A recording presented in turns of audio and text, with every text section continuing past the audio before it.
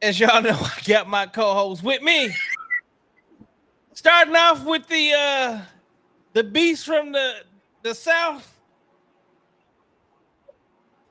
Introduce yourself, nigga. Hold on, what you want, Big Daddy? Nigga, that's what you always say any other You time. said the beast from the south. Boom. Nigga. Introduce yourself, nigga. It's your boy. What's up? And with him we have Man, you already know. Courtney Nigga, aka Pretty Boy C. You feel me? We in the building. all right, and tonight we do have a special guest, so let's go ahead and bring in our special guest who is live on the show.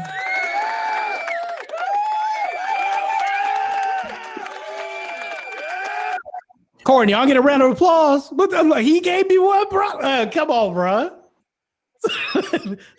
That's okay. I'm gonna let you slack. You're gonna be doing this all evening, I see. All right. We go ahead. Well, Hey, you big do ups to, realize Pretty Boy. they both technically go by Courtney. Oh man. Well, the Courtney in the wrong. Well, no, nah, he go by Marcus. I go by Courtney. Okay. Oh, can I go have by like Marcus, I a go by- differential setup? If both of you guys are going to be called Courtney, we have to have some kind of difference that I'm going to point out. Because if I address Courtney, Just call me C. Just call me. Hey, C. y'all continue. Hey, y'all continue to do this real quick. I'm gonna jump out, jump right back in. All right. this guy. All right,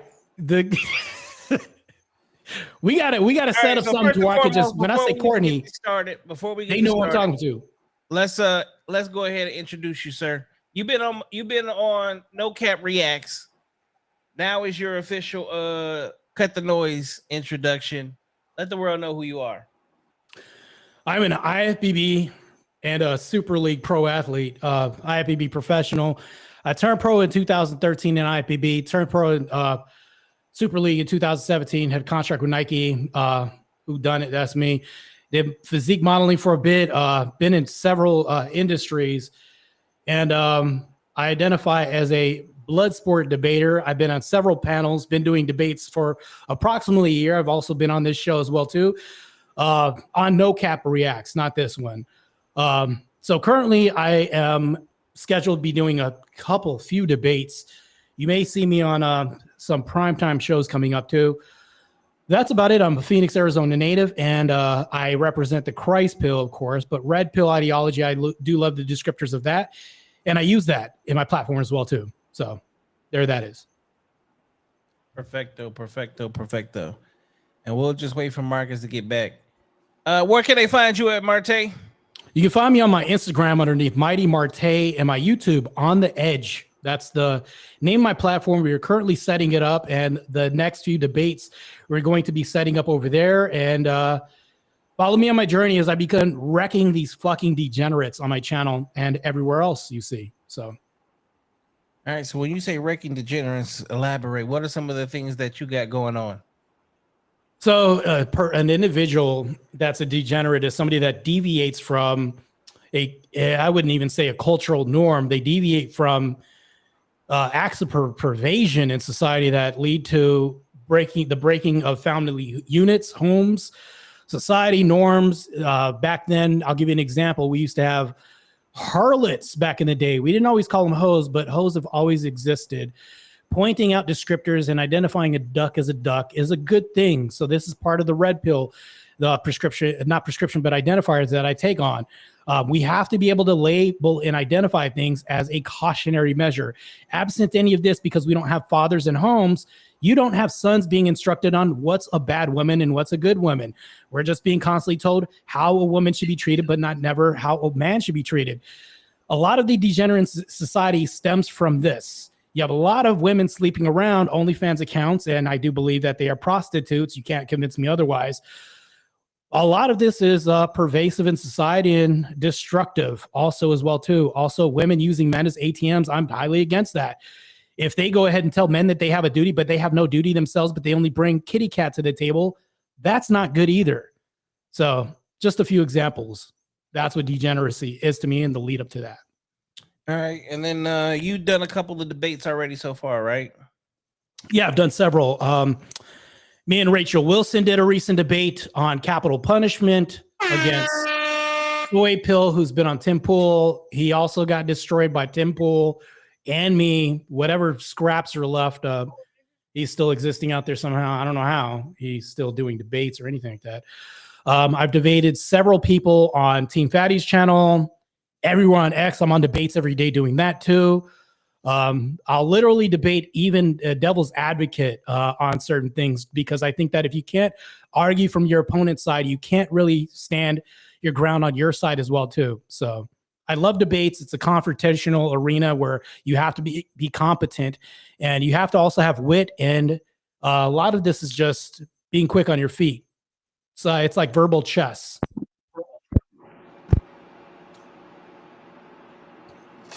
All right, welcome to Cut the Noise podcast. Oh, you drinking wine? Feeding my son. Red This wine. guy got Red a wine. fireplace. Hey, hold on. I would hide those wires. I don't know why my OCD's kicking in with those wires. I would have just tucked them in the wall. Listen, I tried, bro. Listen, the way that they Hey, have I'll it send set you a up, guy. He can fix the that for you, plug is man. right there. Hey, I might have to, because they listen, it bothers me too, dog. So I try my best to hide it the best I can. Hide it the best you put it behind the wall, man. Get a There's actually professional. something you can go to Walmart. Anyway, They got yeah. thing Walmart that you could actually go get. Paint it the same color as your wall. That's a good idea too. Yeah. Yeah, the paint. Yeah, I think I was gonna do black. I think I was gonna paint it. So black. you just put the covers on it, but make sure to paint on the same cover as your wall, and then it's Yeah. never seen. I'm gonna say this Yeah. is yours. It'll get there. It'll get there. Hey, it's a slow progression. We working on it. Hey, Chunk Butt. Those are yours. All right, we're just waiting for Marcus to get back. What is Mark? Is Marcus on hiatus? What's going on with that, man? He said nothing. Hey, Daddy went to go get milk and not come back. This sounds very familiar. Yeah, he got. Come on, Marcus. You're making us look bad, bro. I don't know what's going on with the internet over there. Man, the Cricket Wireless is acted up, ain't it? He said cricket. Wow. This is crazy as hell, man. And today, when your AT&T is not working, Yeah, Section 8 though got good routers, bro. I see. This is horrendous, bro. it's Section 8. Yeah, this is bad, man. Oh man, waiting on BP time for real, man. This is crazy. So let's jump into this. Let's do it. Anybody watch NBA Finals? Yes. And did we see? I heard there was a game of. I'm not an avid sports watcher. I know I'm a walking contradiction. A pro athlete that doesn't watch sports at all. I honestly don't, man. That's all right. I may be an outlier though. Usually they don't watch it. They don't watch it either. I think I'm the only person here that actually actively stays involved in watching. I watch the NBA Finals and I watch. I mean, the football is the only thing I don't miss, but that's from being past football player. Hey, John, let me tell you why. This is the reason why. I'm gonna get to it. The reason why I don't watch sports, and I don't have to make any justification for this. The reason why I don't watch sports is because if ever you've watched a movie, you've imagined yourself as the character, right? We've done this all plenty of times. If I tell you a story and I tell you hypothetical, you can visualize yourself doing this. When I watch sports, it's never sat well with me if I wasn't doing what said person was doing. The second point I'll make is, why would I wear a jersey of another man's last name on me? Didn't we do this as slaves? And then not to mention, I would rather have somebody rocking my jersey instead of me rocking another person's, because I could celebrate a team, but I'm not doing anything to help them win. What am I doing? Well wishes? So for me, I'd rather have my jersey out there. Now, I agree with that. I'm an avid Kobe fan. I'm an avid Jordan fan. But you know what? I've never had either one of their jerseys. Okay. Listen, I ain't gonna hold you. I ain't gonna hold you. I'm gonna be. You can't hold me anyway. Go ahead. Listen, I did get me a LeBron James jersey. I did. I would never have LeBron. Last time, no, man, I haven't worn it. Anyways, I'm not even a sports fan. I know, bro. Yeah, I haven't worn it in a while, but I did give me a LeBron James jersey, man. I did. So I will say that I did. But I haven't worn it in a while. So. That's the equivalent of I slept with the fat chick at the party and I had to run cover for John and Martae. That's okay. I mean, hey, do what you got to do. I'm not going to judge you for it. All right, go ahead, man.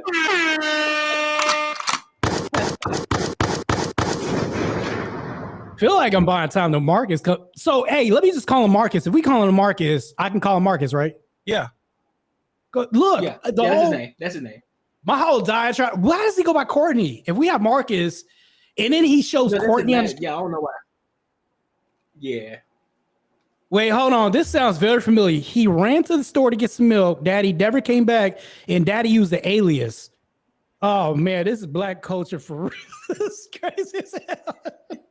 Bro, come on, man. What's okay? Dude, here's your responsibilities, Marcus, over here with your people, bro. All right, and for those of y'all that are watching, let's go ahead and jump in the chat. We already got 34 Marcus people tuned in. Ditching. We haven't even started. We already got 34 people tuned in. We haven't even got into any of the subject lines. We still waiting for our fourth person to actually show up. I think there should be a penalization here because he wants to show up late. Let me send him a text. Anybody want to raise hands for him having a penalization? He should be penalized for this. Marcus needs to tell us the worst thing he did to get some punani. That's what he needs to do. That is his penance he has to pay. I'm telling you right, he has to tell us the worst thing he had to do to get a woman. This is what he got to do it, man. I'm telling you, I'm the arbiter of saying that that's his penance tonight. Because you want us to wait up for you, it's got to be worth my time. Come on, Marcus. We got some nice little conversation pieces tonight. I got some too. What are some of the things you want to talk about? Oh man, you just want to ruin the movie. This guy. Hey, how does the movie end? You that guy? Man, tell me about the movie. All the fucking time. I told you the whole movie before you went to go see it, and then you just mad at me because I spoiled it for you. Do they not do trailers for movies? Give me the fucking trailer. Yes, they ruined the whole movie. Thank you for proving my point, John. Give me the fucking I trailer. See the whole movie in 30 seconds. Why do I need to pay for this whole shit? Look, he mad because he can't ride on all the rides. I hope that was a shot to the mental gut there instead of if I follow you correctly. I kind of like that. It's a nice one. Yes, short bus for sure. Short bus shawty, short bus shawty. I need this absentee father acting Marcus to show up. Come on, bro. I know of all the times for them to have some bullshit. So, did he text you back? Yeah, he said he finna jump in right now. All right. How come everything's got to be finna or fixing to? Ladies, just curious. And gentlemen, go ahead and hit the thumbs up. Thank y'all for tuning in tonight. As you are here, if you're not, go to @Cut the Noise on YouTube and make sure you follow the channel. Martae, what's your channel called? It's called On the Edge. On the Edge. Don't read into it too much. I like it.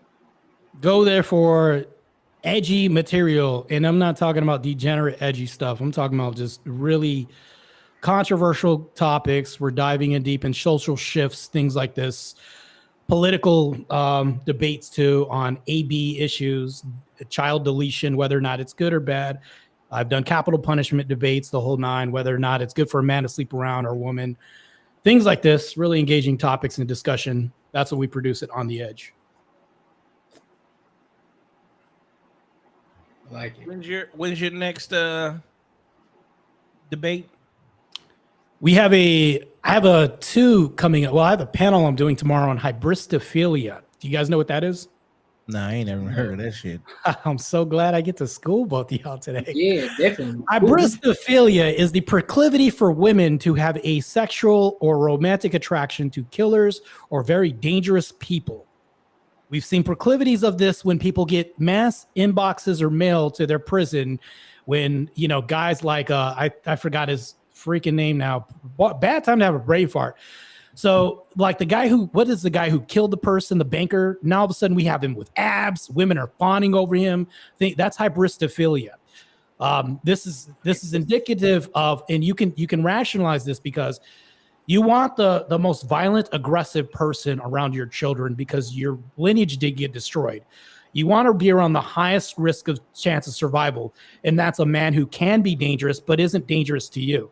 So to me, that makes sense, but that's an overcorrection when we talk about hybristophilia, and we're going to dive deep into that discussion. And then on Monday, I have a debate. Is porn good for corn? It's not. I'm going to say corn. Is corn good for society? And I'm on the anti side. I'm literally going to rip these guys to shreds. So be on the lookout for that on Team Fatty's channel. Oh, hey, you know, somebody's dad's back home. Oh, fucked up ass internet. Yeah. Not anymore, I guess. Yeah. It's still fucked up, but we'll figure that shit out. Oh, you finally decided to show up and fulfill your duties. That's good. Hey, son, chill out. I like the YouTube. Keep that energy, by the way, too. I like how you know, I'm gonna give you a compliment. I'm glad that your screen cleared up. It looks like it's clear. It's not 80 pixel, whatever that is. It looked like you were filming from a flip phone earlier, and now everything's better. So that's good. So I'm giving you kudos, even though you didn't clap for me when I showed up. It's fine. Hey, give me the kudos in a couple minutes when the shit starts fucking up.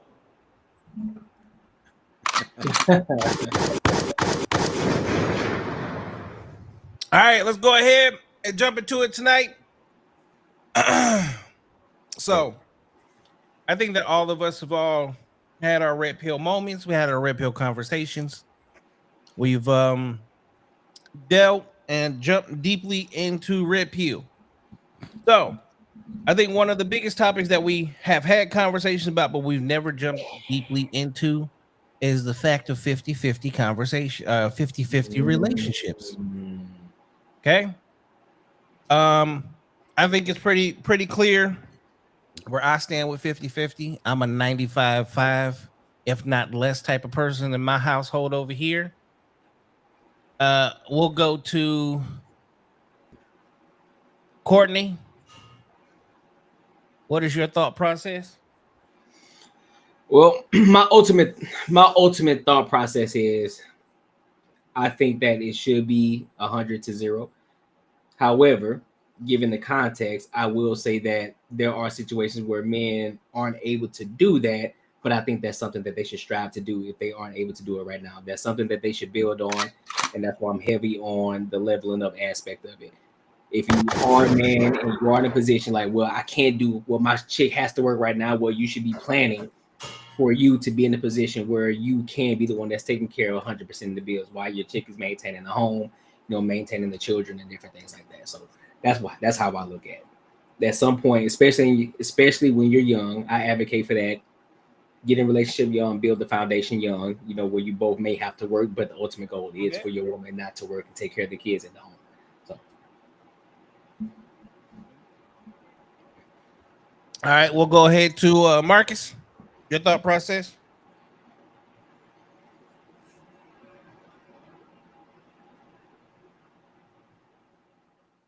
You should play the Jeopardy music right now. I don't have that sound. Man, you slacking, bro. This is the perfect time because he's taking forever. Still cutting out. I think he's frozen.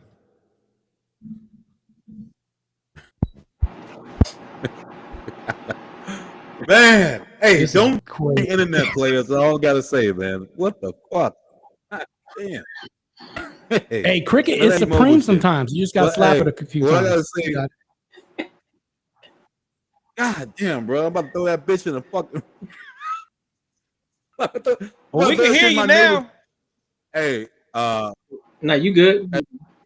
Hey, with me, I believe in 50-50. I believe in 50-50, 100%, bro. Like for me, I just choose to where I want to come in a situation where I'll come in the crib. I've been busting my ass. You know, I'm making all the money. Your girl's gonna have some sort of say to do something. With me, if I'm paying 100%, you don't say nothing. Like if I don't agree with it, it's my way or the highway. But if you're contributing, then we can talk. We can talk about certain things, but it will still be 100%. If there's something definite, if I'm Wow, that was if loud. I'm iffy about it, it's not gonna happen.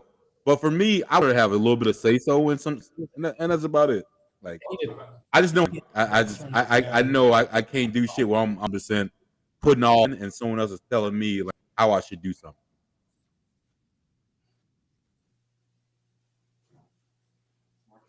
All right, Martae, your take on 50-50.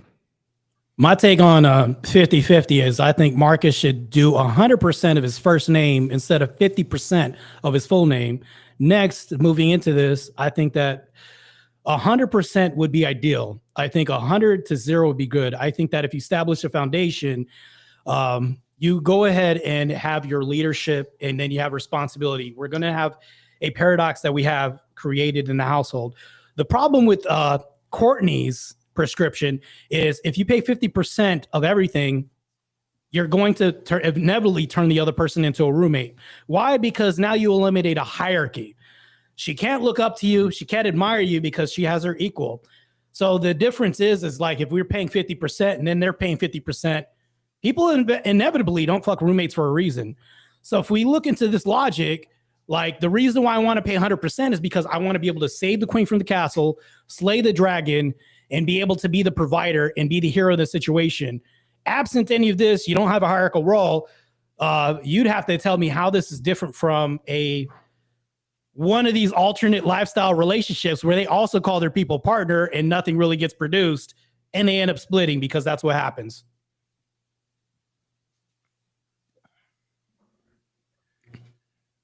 Okay, 100% so, if you can, as I do. So for me, yeah, no. I mean, if you can, no, if I want $1 billion, my girl's still gonna contribute. I don't give a fuck. Like no, because again, I just know you're how saying real that her world works, contribution would be financial. It could be. Her It doesn't necessarily have to be financial, but how girl shit work. But hey, the girls that I deal with, I'm just gonna say like most of the chicks I've dealt with in like a serious sort of like relationship have been like had their own sort of careers, right?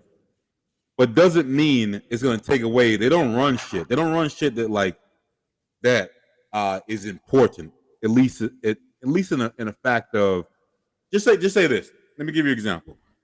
So just say if we were going to paint the house, right? Say we're going to paint the house, and the house we're going to paint is a certain kind of color, but we live in a cookie cutter neighborhood.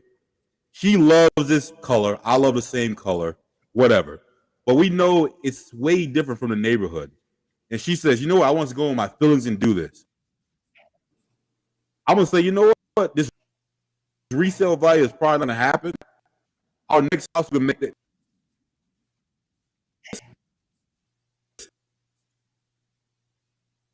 Nah. We're not going to do it. We're going to go the same, whatever. But he sounds like a robot right now.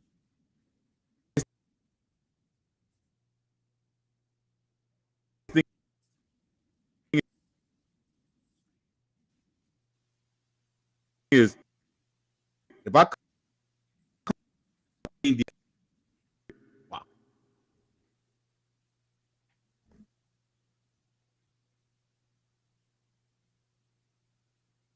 wow. I missed a whole segment of what you were talking. It sounded like you were a robot and then you froze. You started to robot out there for a minute for about. Then you came back. I'm like, this guy got a voice modulator. Try to explain to me something that is probably going to sound crazy to me.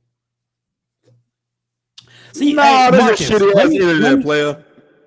Marcus, can I give you a little help here? If you have Cricket Wireless, which I suspect you have, and if you tell me you don't, it's probably the equivalent to some Section 8 dumb. But okay, I'm not really jabbing here. What I'm saying is, like, if you are going to make a statement, can you be more concise so that way? Because if you tend to like monologue and talk longer, that's longer things that is going to be left out, man. If you could just get to the point, that would help out a whole lot. Make it shorter. Yeah. Main thing is, I literally want, if my girl has to be able to contribute in a situation to where I'm going to listen to her. So she needs to put in.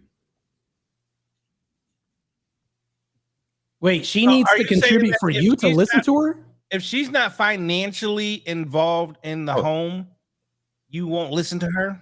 I'm not going to listen to her. Can you make that? I don't understand how. Well, hold on. Yeah. Let's go ahead and unravel this. So if a woman doesn't financially contribute, you're not going to listen to her? No, not at all. Like, it has nothing to do with the money. It's just more of, hey, my biggest thing is, bro, if I want all the work and I come home and I got 18 on shit outside, I'm gonna have something to say. I'm gonna be pissed. Don't do some shit like that. You gotta contribute. You gotta put it in. If you go by my way, then. But here's my question to that. I'm gonna ask you this question. If you have 18 boxes sitting outside the door from Amazon and you're single, are you bitching about those 18 boxes as a single person? No, because if there's 18 boxes sitting outside of there when you have a girlfriend, like, who are you bitching at and for what? Especially if they're your packages.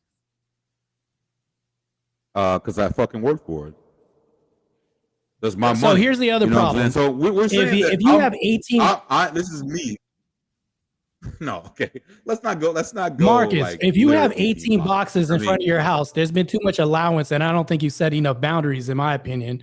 I would have to assume that, because if you're not looking at your account, things like this, what has led up to 18 boxes? Surely this doesn't happen overnight. Well, that's what I'm trying to understand. I'm trying to understand, are there his 18 boxes or her 18 boxes?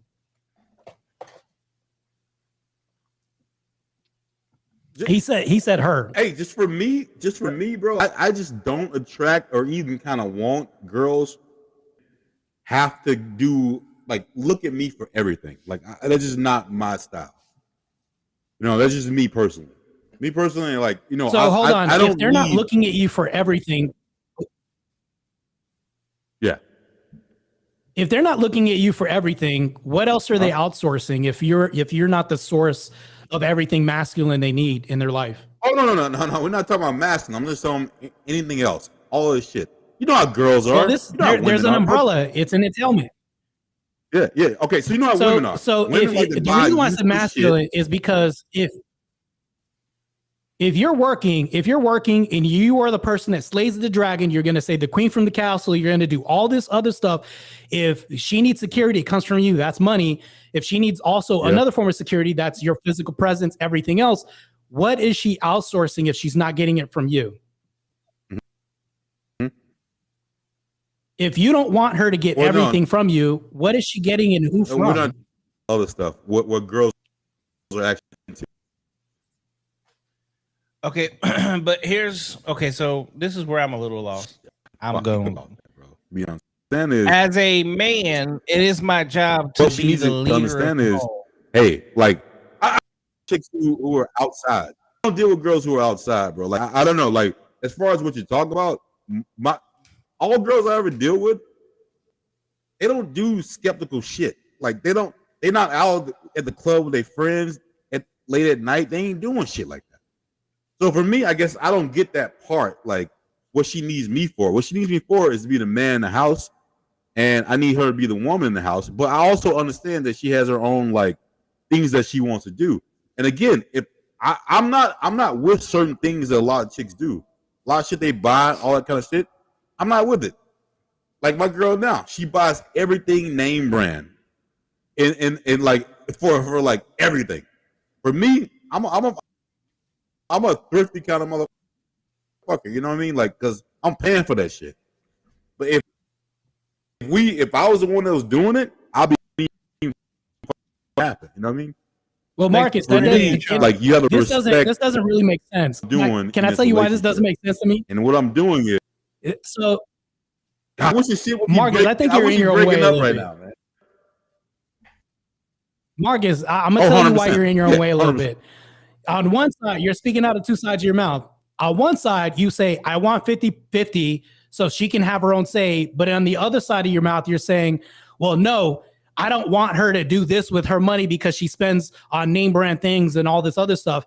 If we had adhered to the principles of even what Pretty Boy was talking about, or, you know, even Mr. Go Get 'em was talking about, we wouldn't have this problem because we are the arbiter of financial security, and you have say so, you have leadership, you have authority, and not to mention that this is the problem that you're going to keep running into when you have a roommate scenario that you create. How do you reconcile this? Well, no, what I'm saying is I'm not going to try to change her. If she likes to buy name brand stuff, that's fucking fine. It's not big of a deal. It wasn't fine. Which one is going to be a deal breaker? You said I don't like if it's my money, stuff, and then you say it's fine. No. Listen. If it's my money, I don't do that. But if it's her money, she can do what the fuck she wants to do with it.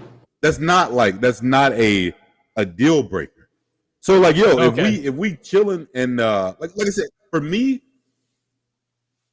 I like a little bit of independence for women to have, but not as much what she doesn't have to come to me about like important things.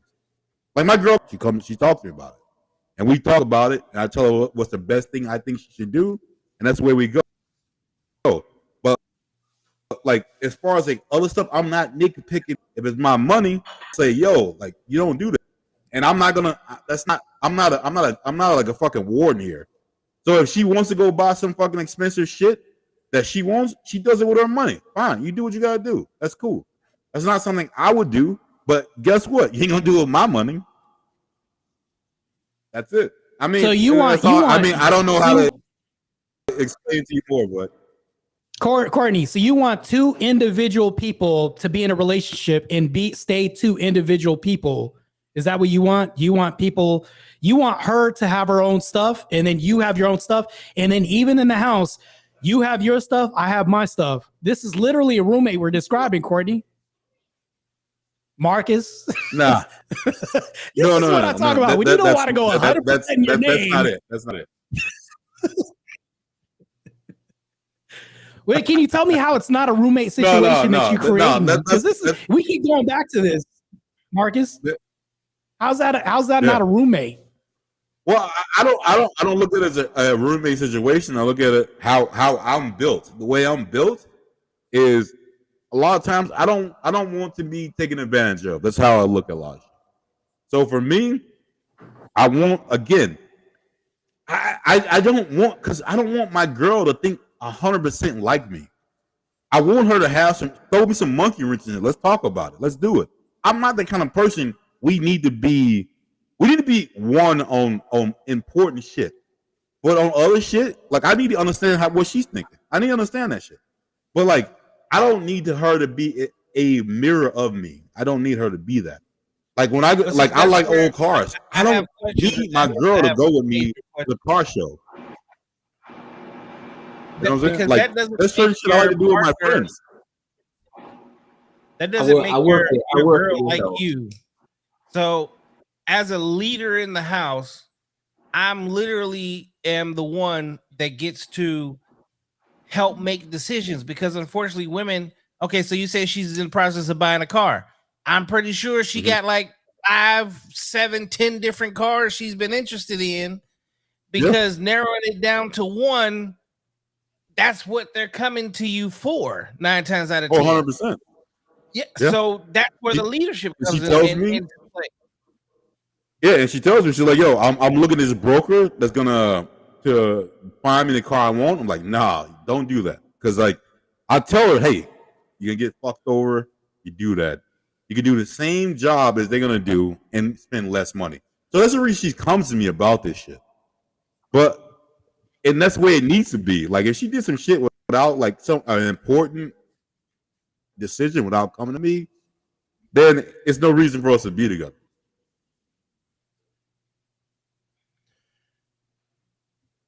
So, Okay. Mark, do you think the way I do shit, man, is not 100%. You say what? Clearly, it's not if you want to go 50-50. It's clearly not 100%. I mean, you don't even put your full name in there. That's the last I'll say about that because I feel like I'm beating the dead horse. So with this whole situation, I'm going to fine tune this real quick. I'm going to reframe it, make it real simple for you. I'm going to make it real simple for you, okay. Marcus. You have the worldview of she has her own stuff. I have my own stuff. You still haven't answered my question about how you're not roommates. You said, because I'm just not built for this. Well, you don't have to be built for anything to receive anything. This could be anything. I don't have to be built for combat to actually go into combat and then complain because there's bullets flying by me. So if I'm in a situation and it's not a good outcome because I don't know what she's doing with her money because she's buying whatever and she's asking me because she's constantly broke, I don't have any clear vision because we're not sharing much in common. Because I'm telling you one thing, if whoever makes the most money in the household, you can look at statistics for this, usually makes most of the decisions that happen in the household. But I think that you're not being an authoritarian, you're not being controlling or bossing if you know where money's going. I think that's wisdom. If you know, if you're going to complain about packages on the doorstep, if you're going to complain about certain things and say, just not my money or anything like that, why not just consolidate everything so you have adequate leadership and you have a clear vision? A coach isn't going to look at things and micromanage things. A good coach is going to look at the whole field from one end to the next. He's not going to complain about blades of grass. He's going to say, well, I see the whole game. You don't have this if you're only a defensive coordinator and you're only such and such. You want to be the head coach. And that's what I'm saying. When you monopolize all the money and you are the arbiter of financial security, you don't have to worry about all these things you were talking about. Mm-hmm. Can you tell me how it's not a roommate? Because I still haven't heard that. And that's the thing, though. I'm not worried about any of this stuff. It's just the little stuff that I know would irritate me. So the thing is, bro, you gotta be realistic with yourself and understand what irritates you. It might not be the same. I'm not like neither one of you guys, okay? But on a bigger level, yes, I want us to be the best we can be, and I know what I need to make me work the best. And if I'm pissed off about some other shit that maybe someone else spent, and I think it's not about like this person is worried about, how I would think about it, then I'm just not gonna do it, bro. Like, I don't know if I'm explaining myself. I'm probably not explaining myself good enough. But here, what I'm trying to say is, I don't think you are, but it's okay. We're I'm 100% not explaining myself good enough here.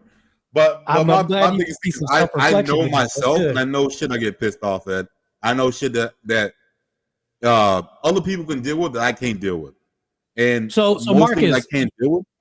You're talking about emotion. I'm talking about duties. We and all got it, bro. responsibilities. We all got emotions, man. Like shit. Hey, you got to understand, we all got it. The way is you got to. Yeah, but here's the thing, though. I pick and choose times I get pissed off and when I'm not. I can't let I'd rather cry in the car than let my woman see me cry in the house. For instance, there's nothing wrong with that. I don't think it's less masculine to do this. Case in point. When you understand your emotions, then you learn how to work around it. It might not be a good emotion. Hey, I'm not cool with the way I handle a lot of shit, but I work the fuck around it because I understand who I am and I can't change it. You know what I'm saying? I understand that. You can't. So I understand, like, what I would get pissed off at. So I do what I need to do to work around that part. So like, it might not work for you. It might not work for either one of you guys. But like for me, that shit fucking works. Because when I didn't let it work, it 100% didn't work. When I try to be that dude. Here's my thing. And maybe it's because I've never been in that situation. Like I don't move in with women.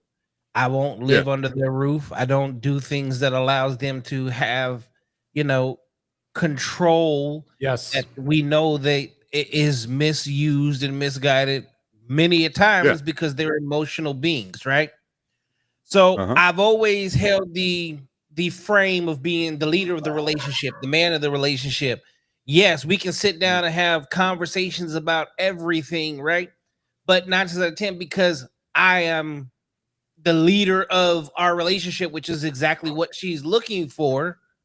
Get to most cases did not make the final decision because it's not an emotional decision, which honestly is what keeps her panty wet. And she loves me even more because I take a lot off of her plate.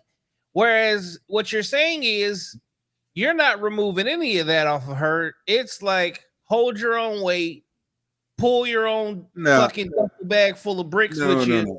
Because this is how we're gonna do this. What I'm saying is just more better for my mental. That's it. It's not that I don't do what a man doesn't do. You know what I'm saying? Like if her tire's flat, I'm fucking helping her out. If shit goes down in the house, I do everything around the crib like that needs to be fixed. Like I do everything. My thing is because I know how I'll react. Again, and these are just like situations that literally never happened before.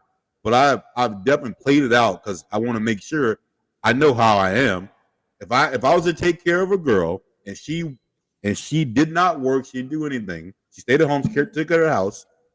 I know when if I get home and something was purchased that I did not agree on, there's gonna be a problem. So to avoid that situation, hey, my girl has to work because that takes a lot of the stress out. You know what I mean? You know how many dudes I know that work all day and then their wives are stay-at-home moms. You know how many dudes that go home and their wife looks at them like they ain't did shit all day and say, "Yo, you need to take care of these kids real quick. I need to go. I need to get the fuck out." Because you know what I mean? Like fuck that shit, man. I'm not dealing with that. No. I'm like, Marcus, yo, I've been busting my ass all day too. It's gonna be a fucking fight. So Marcus, if your woman does things underneath the purview of your leadership, I think that is bad leadership. If your woman does, like, if you allow things, would you agree that allowance, what we allow is what we allow to continue? And if it happens, once a bad mistake, the second time it's on us, right? So if you know guys, when they come home and their woman treats them, like the lowest of the lowest, and you come into a home, I think that beforehand, when you meet people, I think that we need to pit women properly. If you know a woman is going to have this behavior with kids, I guarantee you saw this in the dating process somehow. There's been something where she was just shrugging things off and didn't want to do this. 9 times out of men, and when I talk to men, they will tell me things. Oh, I saw this. I just kept going no matter what.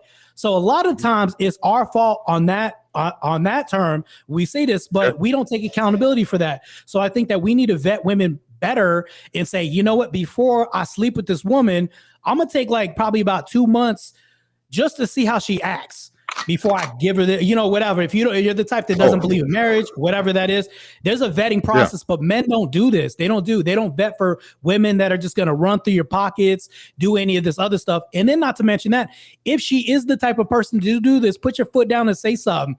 To me, I think those men, marriage is weaponized. I'll agree with you. It's weaponized against men, but I think that the new modern marriage is just a relationship because people don't want to get into marriage because people don't want to lose half their shit.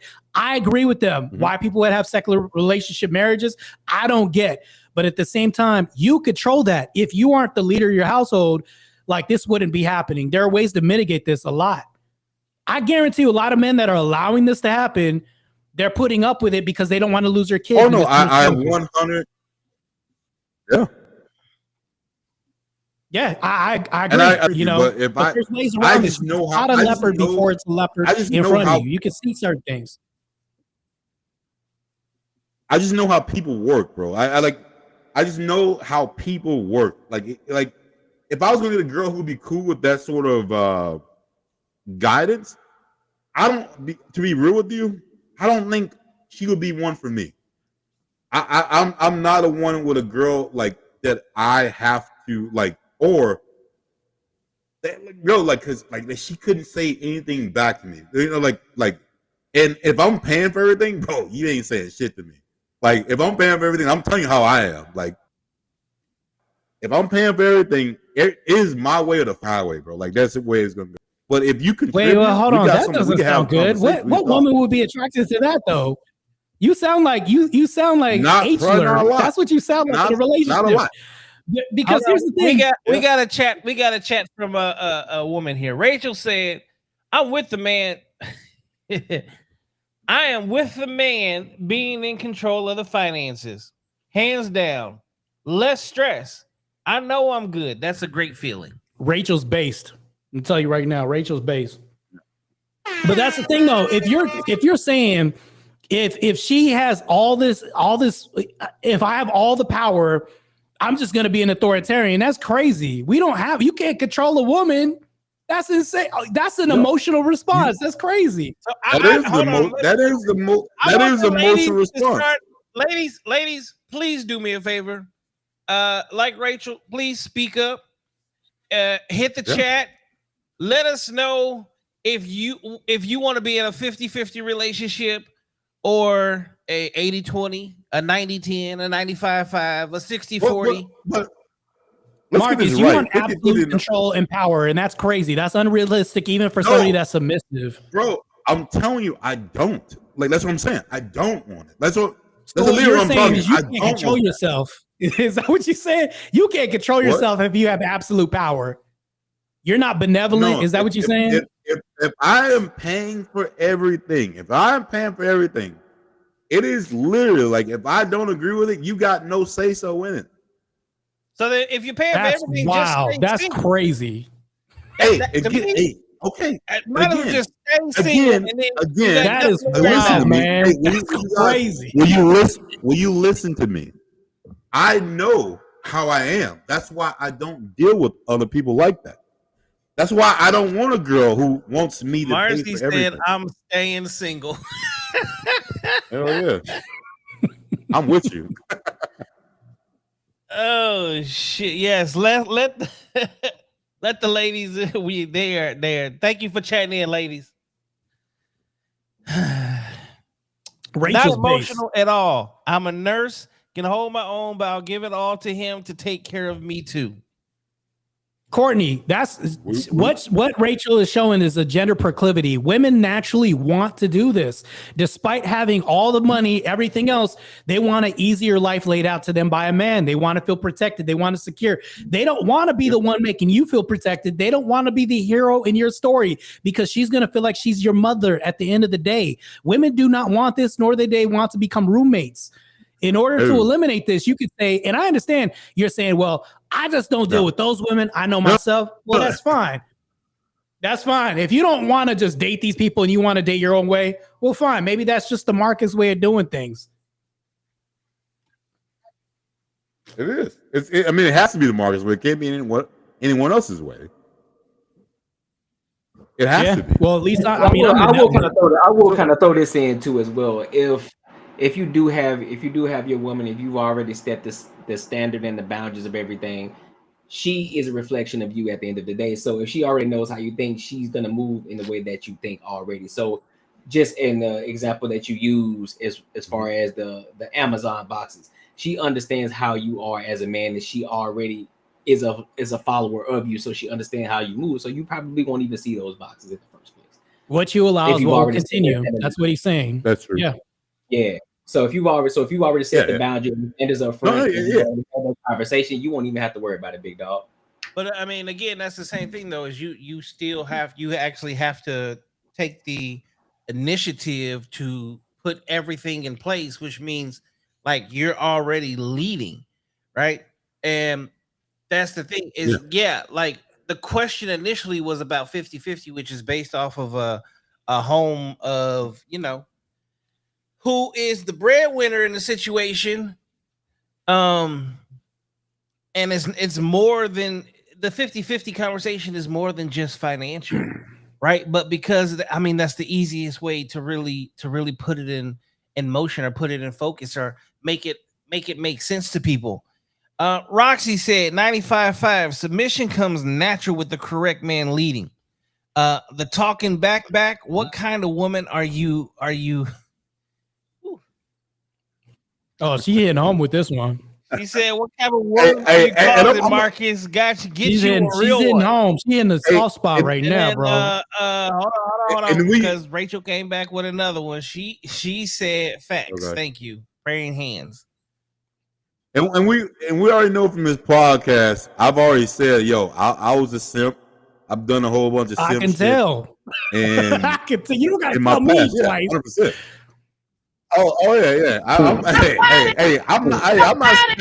I'm not scared to admit that shit, bro. Like real.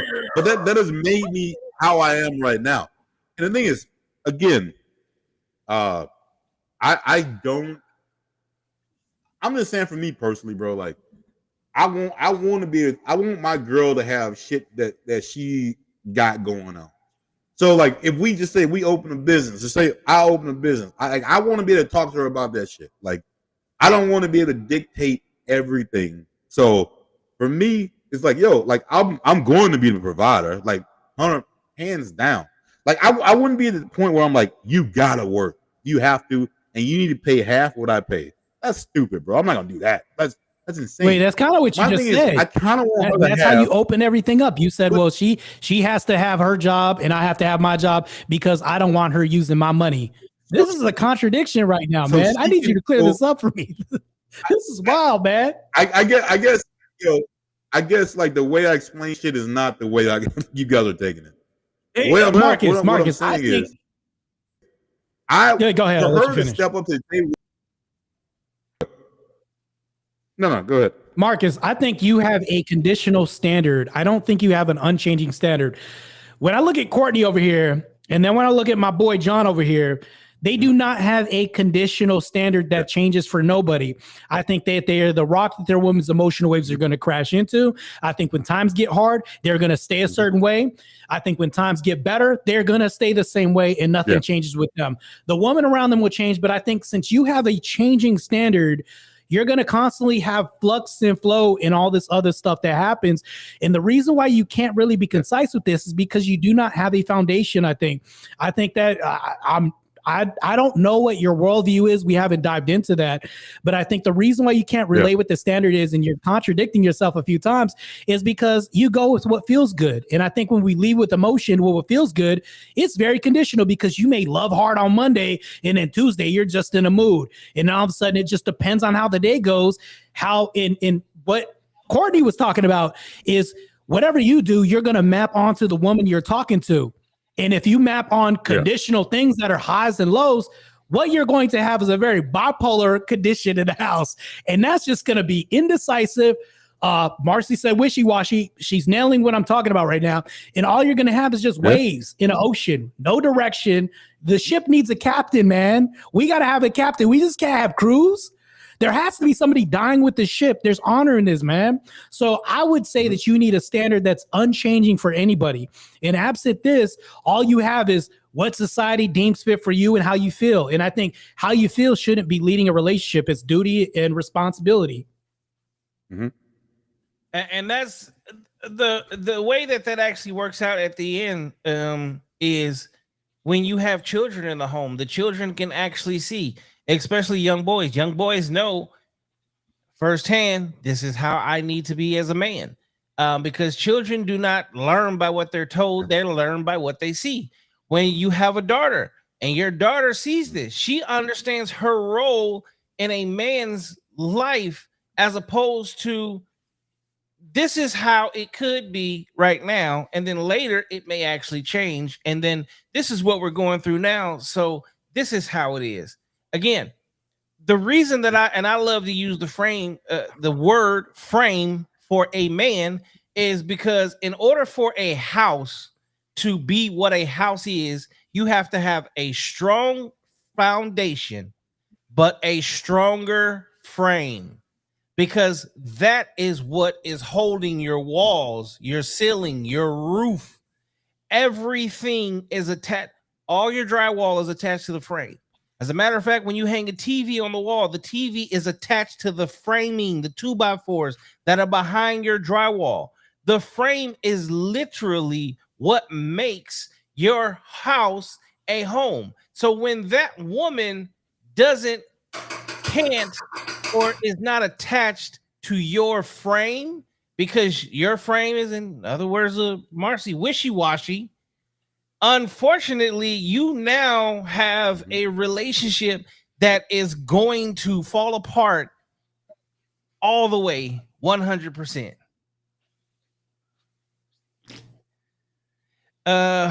Rachel said, damn, pro going hard, but I agree with your point of view.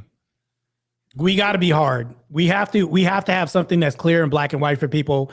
If you go ahead and tell somebody a message in how you view society in a household and how you want things run, just to go ahead and jump off of John's point, the kids in the household are going to reflect the behavior that they see, and they're going to map this on. If they see a hierarchy and they see that the husband or a father, whoever this is, has the sole duties and responsibilities, they're going to be the same. What we're doing is we're producing clones to some degree, people that are just like us. And believe it or not, Marcus, I'm going to tell you this. Your wife does the same thing. If women are attracted and they have high attraction and sexual desire, as you could say, towards somebody else or towards you, actually, let's just bring it back to you. They're going to start liking certain things you like. They're going to start doing things. They can say, well, I've never liked rock, but because he likes rock, I go because I really love my man. You know, things like this can happen. So she's going to pattern her behavior off of what you do if she really likes you. If you're a bum, if you're a lame, she's not going to do this because now you're in competition. She pays half the bills. You pay half the bills. How do I sound if I come to a woman and say, babe, you got your half of the rent? This is a relationship killer. You want a woman to drop like a Popeye's biscuit down here. Tell her if she got half her rent and see how she acts and see how much bedroom fund you have at the end of this. I guarantee you in marriages, they collapse all the time when there's no role and the man doesn't take this responsibility. It is in service to his wife and has a role. And you have to have an expectation of her to have duty and service to you. She can't, what I'm talking about is not women that don't do nothing in the house and sit up and buy stuff all day. I'm talking about women that can produce kids that are good, submissive, meaning voluntary cooperation, and obedient, meaning I'm going to, even though I don't like it, I'm going to do this for the greater picture. Things like this, these are duties and response for better or worse, for sick and all this other. People throw this out the window, but when you get into a relationship, when times get hard, people forget all this stuff because it's about me. Why? 50-50, things like this, because I got my own. The problem is people get into relationships and they want to be independent people. You become one. This is crazy. So when you come, and I'm not preaching or anything like this, even in secular relationships, our ideal is to become one, not two different people living in the same house. That's still a roommate. You haven't explained to me how that's not a roommate situation. Roxy you have to be. This is really what it is. Hold on. Chat, you Roxy have to be said one. Men with 50-50 mentality is why the world is the way it is. Stern men, the rock of the family, raise great children. They become great men and women. Those are the good husbands and wives. Right behind that, Kane, we got cheerleader Rachel said in all caps, preach, Roxy. Basically, all the women are. All right, so when I conceding this whole point that I'm saying. So one thing I'll say, one thing I'll say about when I say 50-50, that doesn't mean I'm coming to you for half the rent. Shit, I can pay all the mortgage. We can figure that shit out. But you're contributing. When I grew up in Mississippi. So when we saw families, the most humbling and dopest thing I ever saw was my neighbor. He would always buy his wife a new car. After 5 years, it was paid off. He would take her car, and he would buy her a new car all the time. That's exactly how they rolled, like year by year. And it showed like shit. Well, even with my parents, like the men did everything for the women, and that's exactly what I want to do. But they worked because they had something to come to, and they talked about it. It wasn't a situation to where and again, in a realistic situation, a lot of us aren't going to be millionaires.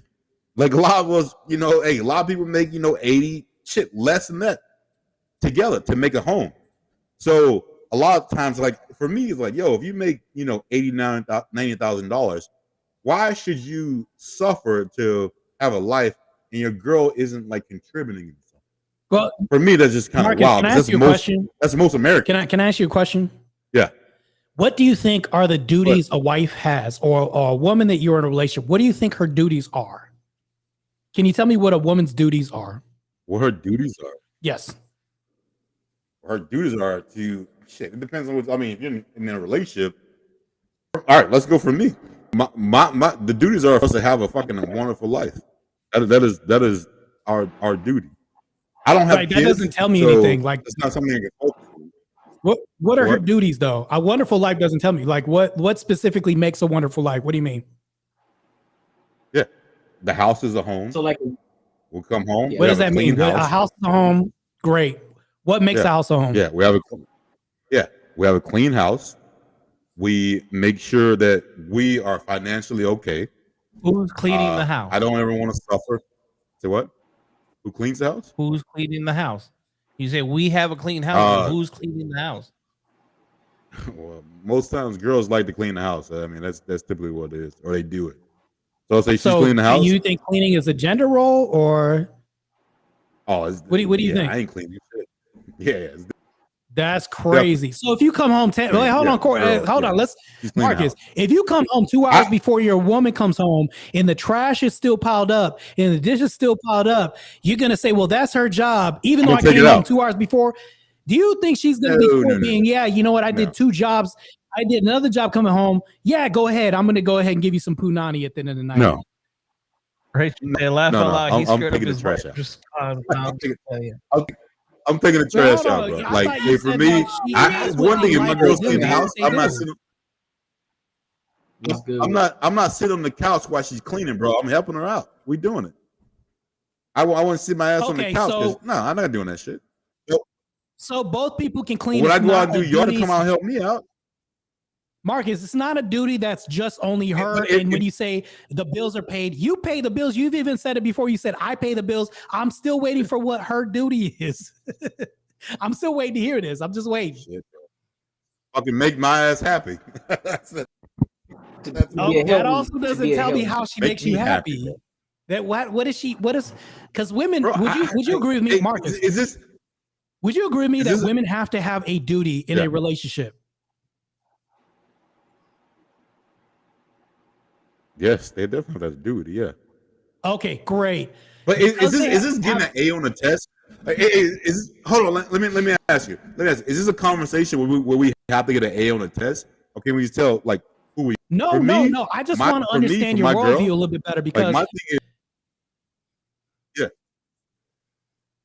yeah. For me, I just want to understand your point of view. Yeah, like your worldview. Okay, hold on. We got chats coming through. Marcy said it's not that we like cleaning, it's that we don't want to live in squalor. Following behind that, Roxy said, Marcus, no, we don't like cleaning the house. We just don't like to live in filth. Like most adults, just so you know, it has to be done. Yeah, so that's not gender specific. That could be anybody. I'm still, Marcus, I just want to find out what these mysterious duties are that women have according to the way that you see things. Because you could see, what you're doing is you're giving me answers like to make me happy, to make a house a home. These things don't really tell me what a woman's duties are. Like if I was to tell you let's go ahead. Matter of fact, I'll do you one better. What are a man's duties in a relationship? Yeah. Let's make it easy. Let's go with the protect. Have your woman feel like that's it. Pretty much protect. Take care of the house. Okay, which could also be cleaning, things like this. So protect. I'm gonna help you out a little bit. I'm gonna give you a little. I'm gonna give you alley. Hey, we can rattle off a whole bunch of shit that we should do. To be adults, hey, I've heard one thing. You gotta give me a bunch of shit, but then you give me one thing. That's wild, bro. Yeah. Look. Can I tell you what? Let me give you. Go ahead. Okay, go ahead. Proceed to give me a bunch of shit, like you were saying. Hold on, before you do that, for my ladies that are active in the chat tonight, because the chat is full of women. We definitely have 3 that have no problem speaking their mind this evening. Ladies, as a woman in a relationship, take yourself back to the best relationship you were in. Okay? What was the role that you would prefer your man to be in? What role do you ladies prefer your man to hold in the home? And what roles do you prefer to hold as the lady of the house? With that, we do have another chat that just came in that says we cook, clean, take care of kids, suck, fuck, comfort, support, garden, swim, and look pretty. Doing it all. I think that's a little bit extra. She threw some preferences in there, but I think two of those are in line with what I'm saying because, Marcus, I'm going to give you what my worldview is because I want to understand your worldview and I can understand why it's inconsistent and why you don't have a clear train of thought as far as if I was to ask a man what he wants in life, your answer would be like strawberry, banana, blue sky. Like that's what your answer would be. And that's how I interpret it. It doesn't have to be Marcus. A defined, I need it. No, like, hold on. So most people roll with shit. They need a defined answer for it. My shit is, bro. I stand behind business. I stand on business. That's what it could go from here to Marcus. Here. Let me ask you quick, Marcus. And I can guess what? I come into my happiness is not gonna be the same thing that's gonna be happening like in a couple years. It could be a little bit different. But what I know Marcus, is I'm gonna with my girl for you right now. I just choose to be with. Good. Let's say I'm a boss. I'm your boss, right? You're at my job. Yeah. And I tell you, tell me, well, what are we going to do today? I say, you're going to make the work a happy environment. That's all I tell you. Yeah. And then when you say, I'm going to make the work a happy environment, I say, well, also, not only are you going to make a work a happy environment, but you're going to make sure that you do things that this job requires. And I just leave it at that. Have I ever told you anything? Did I tell you anything about I didn't tell. Right. So do you think that that's a good leader? Like if I tell you, Marcus, do you think that that's a good leadership quality to have to tell women, I just want a happy home. I just need, to feel supported. That's it. This is the thing, though. This is the thing. This is not questions that I've ever had a girl ask me. It's almost like, what do you bring to the table kind of bullshit. No, like it's not what you bring to the table. She knows what I bring. My girl knows what the fuck I bring. She knows me. People break up because of things like this because they don't know their role in a relationship. I don't need to explain every little thing that I fucking do. She knows me. She knows me. She knows how I think, exactly how I roll. Like she's probably women can't read minds, Marcus. Women can't read minds, Marcus. I'll give you another. Again, I don't. This is life, bro. I'm not trying to get an A on the test, Playboy. Like we go through shit. We're all different. Like I'm not like a person who has to give you every fucking thing that I need to give you the right answer. I don't need to do that because again, this is Marcus. Life. Do you think women life need is direction what it is? from a and I don't leader? need if you want me to give you the right answer, bro, then cool. I can give that. I can do that. No, there's. You want to get the right answer that I've heard in all of the podcasts and all of the shit. I can give it to you. But we're talking real Marcus, here. We're talking real life. Where people are different, and this is exactly what we need to go through. Yeah, Marcus, exactly. Do you think women need clear leadership in a relationship? Do you think that they need clear instruction sometimes in a relationship? Yes, because Marcy's going to my point anyways, because they can't read minds. We have to, there has to be some kind of instruction or guidebook as to how you operate, because absent any of this stuff, they don't know you unless you tell them, hey, I like strawberries on my jam every morning. She wouldn't know this. Yeah. We can't assume things. So we don't have conversations. Me and my relations, we don't have conversations like a book would read. Like you can read a book and you can understand exactly what's going on. Our conversations aren't like that. Our conversations are like real conversations. Hey, you know what? Whatever we talk about, if she understands my actions, she gets it. Ooh, we don't have everything I'm telling you is a real conversation. Shit. Like Marcus, let's say you're in a relationship. What? Marcus, let's say you're in a relationship and you wake up one morning and she's not in the mood, and then 75 days later you hear SpongeBob 3 hours later. She's still not in the mood. And she's still not in the mood 3 months later, 4 months later. Yeah. What are you going to do? All she knows is I'm not getting none because I'm not in the mood. Now you're in a sexless relationship. These conversations are very important to have. What do you do? Do you ever talk about things like this? This is very important. Hey, you tell her what's up. You say, hey, you know what? I'm like 55 years old and my libido is down, so maybe I need to go see a doctor. It's not about you. You explain it to her. It's not about you. It might be some shit I got going on right now. You explain. You talk to your girl, bro. You talk. What's up? Yeah, you talk to her, right? Yeah. Good. I'm glad you said this because what you're talking about is giving some kind of instruction. We need to have this to eliminate problems down the line relationship. You're not going to get a reaction out of me where I need to answer a question test. Like reality is different than, hey, this isn't a test, Marcus. It's not a test. No, reality is a little bit different, bro. Like that word never came out of my mouth, Marcus. No. I never asked you to give me the right answer. That never came out of my mouth. It doesn't have to go out of word. Let's not do that. We don't have. It doesn't have to go out your word. But kind of what you're trying to say is, you're not. You asked me a question, and I told you, hey, I want to be happy. What happy entails is a lot of stuff, and that doesn't say anything, Marcus. Like, if a woman tells you, "I want to be happy," did she tell you anything? Like, do you know exactly what she means when she says, "I want to be happy"? I can't tell you. Who my girl? No, that's a blanket. No. Yeah, no I'm saying in a random relationship, a woman tells a guy, "I just want to be happy." Did she really tell him anything? Does he know? Does he have any clear direction as to what her wants are or needs or anything? That doesn't tell you shit. Thank you. But when you ask me, hold on. When you ask me, what was a woman's duties, right? You asked me woman's duties. To tell you the truth, I draw a blank at that because I don't fuck different for a lot of shit. I can tell you what her duty is during the day. It changes all the time. I don't know. Like, her duties is 100% to be fucking loyal. That's one. Loyal as fuck. Like, don't ever put me in a situation to where you're gonna put her. That's another one. And those are just other shit. Like, you can name those kind of things, but like when you ask me those kind of questions, like I don't know, man. Like, I'm not good at tests, bro. Like, I don't know. No, these aren't tests. I'm just trying to understand how you look at relationships from a leader perspective, because everything that you're telling me is the minimum requirement for a relationship. And you're trying to say, well, these are great things. Well, I'm like, that's just a minimum, is for her to feel safe and her to be loyal and things like this. These don't really tell me what a duty is. Let me tell you what a duty is to me from a woman's point of view.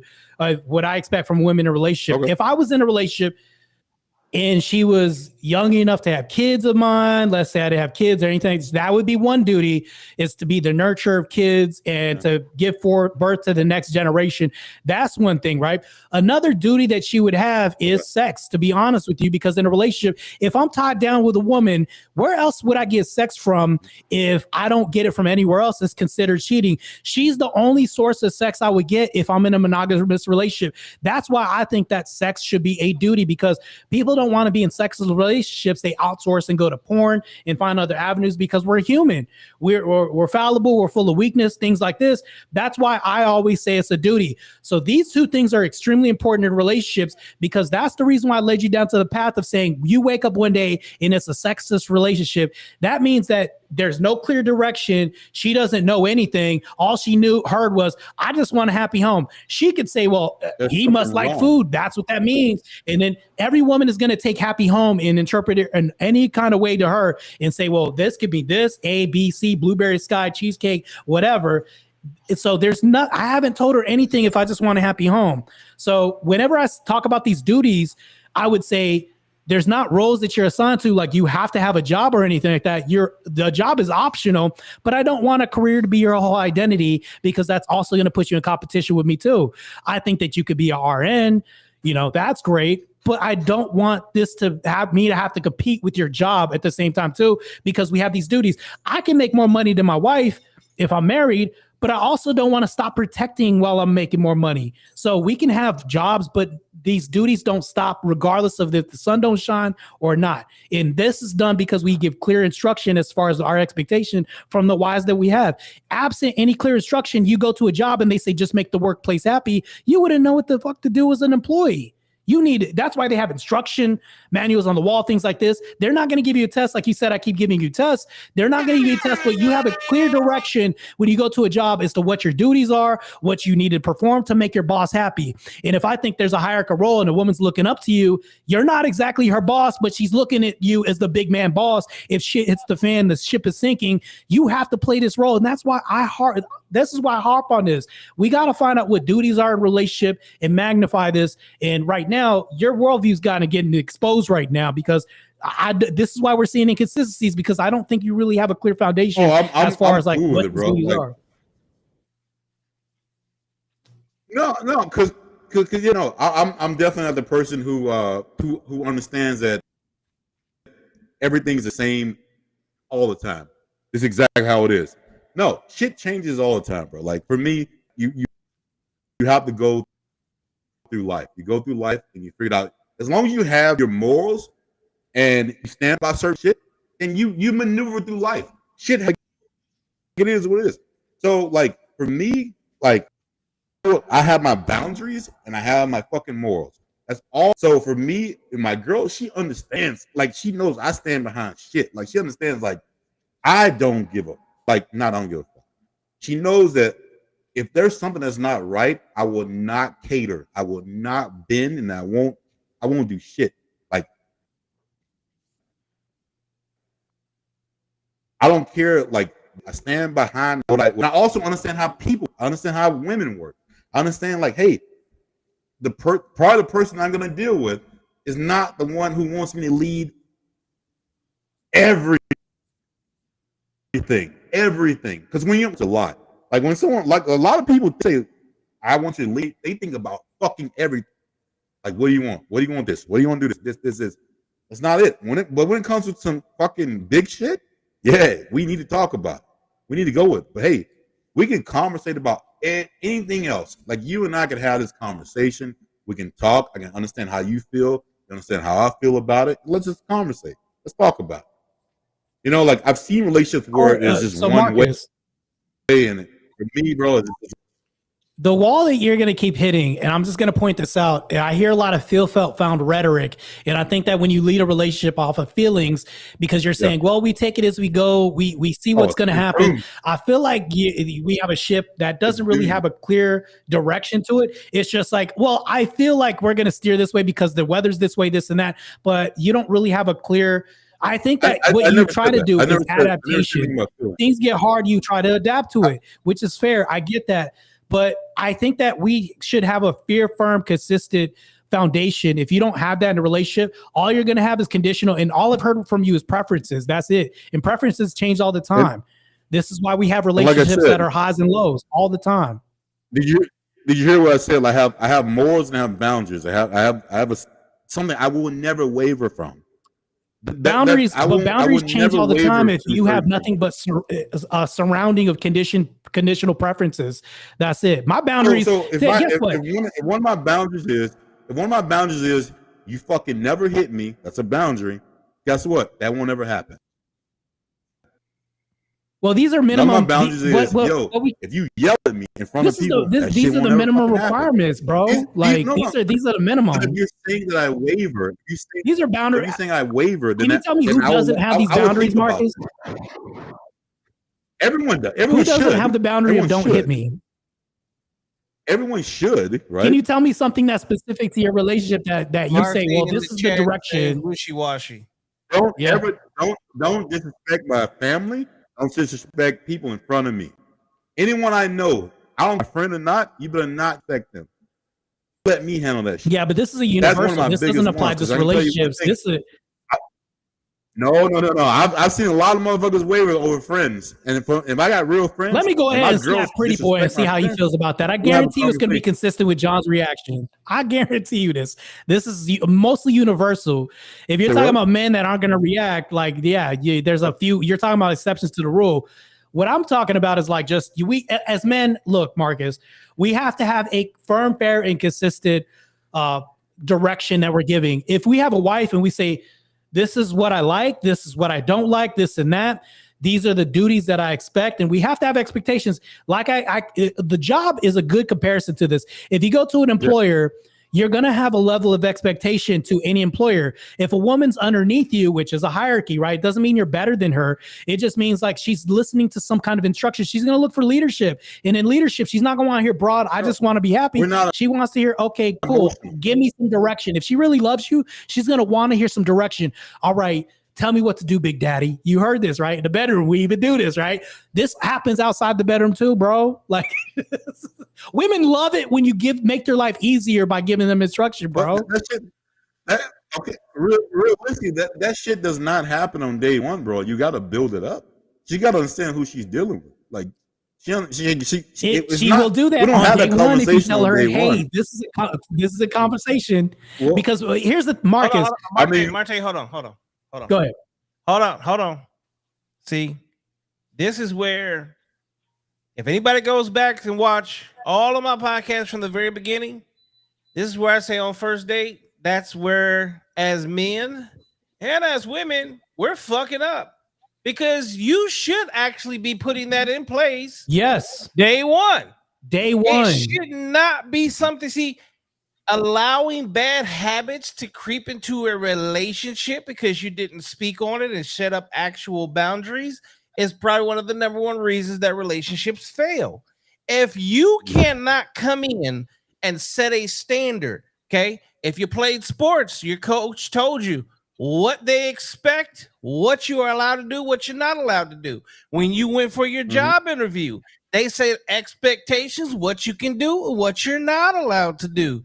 When you went to school, they said in class, this is what you expect, this is what you can't do, this is what you can do. So you never play sport where someone said, you never played sport where someone said, I'm a badass. That are put in place, but when it comes to relationships, it seems that we live in a world where all of a sudden we can't speak on boundaries and allowances, or when the boundaries are put in place, the boundaries get to be put in place by the woman, not the man. Courtney, I'm going to address Courtney real quick. But again, hold on. Let me say this and I'll let go. But so like when you were saying like sports and jobs and all that stuff, like you never play sports with someone like, man, I'll fuck all these motherfuckers up, and he's a goddamn pin cushion. Like you got to prove what the fuck you're saying. Like talking. What does the coach do? The coach will take a nigga like me, and they're gonna line him up because they know that I'm gonna line him out. Yeah. So that old talking shit, don't mean nothing. You got to prove it. That old talking don't mean shit. You can tell me what the fuck your words have to line up with your actions. So you can't have empty words. Words are important. Words mean things. If you set guidelines, you also have to back it up with action. The two have to be married. You can't have action without words, and you can't have words without action. They have to be married. Because if you're not a man of your word, what happens in the hood? You can't have action. You can't have actions without words. Yeah, you can have action. There's nonverbal communication. I'm telling you, the most people I ever respect don't say a lot of shit. There's a lot of people I respect the most who don't say a lot of shit. They just cool. We're not talking about reaction. We're talking about actions. You see their actions, bro. Like I people the most. These motherfuckers who bark. Yeah. The people who bark a lot though, I don't really respect talk a lot. Like if you show me some shit, I got you. 100%. Courtney, so I'll give you a demonstration of how that's true. Off all the shit I'm gonna do and all this other stuff. Say what? Courtney, I'll give you a demonstration, and right now, and actually, John can go ahead and attest to this, and Courtney, pretty boy, can attest this right now. If actions don't really mean anything, why are we, on a podcast right now, and your worldview's getting exposed for not having a standard that's not conditional right now? No, you gotta be backwards, Playboy. You got me backwards, Playboy. I'm letting you know right now, but somehow I don't have any action. This is all words. I'm exposing this right now. This is an example right now that we're showing in real time. We're not. But hold on, I need to have the action for us to actually have anything happening, right? How come it's just words, but there's exposure happening? So everything that you do applies to everything, bro. Like everything. I never said everything. That word never came out of my mouth, bro. Right? I never said everything. Well, you don't have to. Just what you just said. No, you just said we're on a podcast where we're talking. We're talking right now. Okay? So this is a talking podcast. This is not a fucking relationship. Let me break it. Let me bring it back.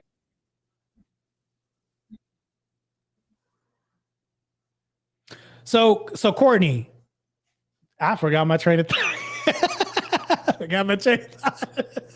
I think Courtney's. Hey, this kind of went off the rails a little bit. I like it though. This is good.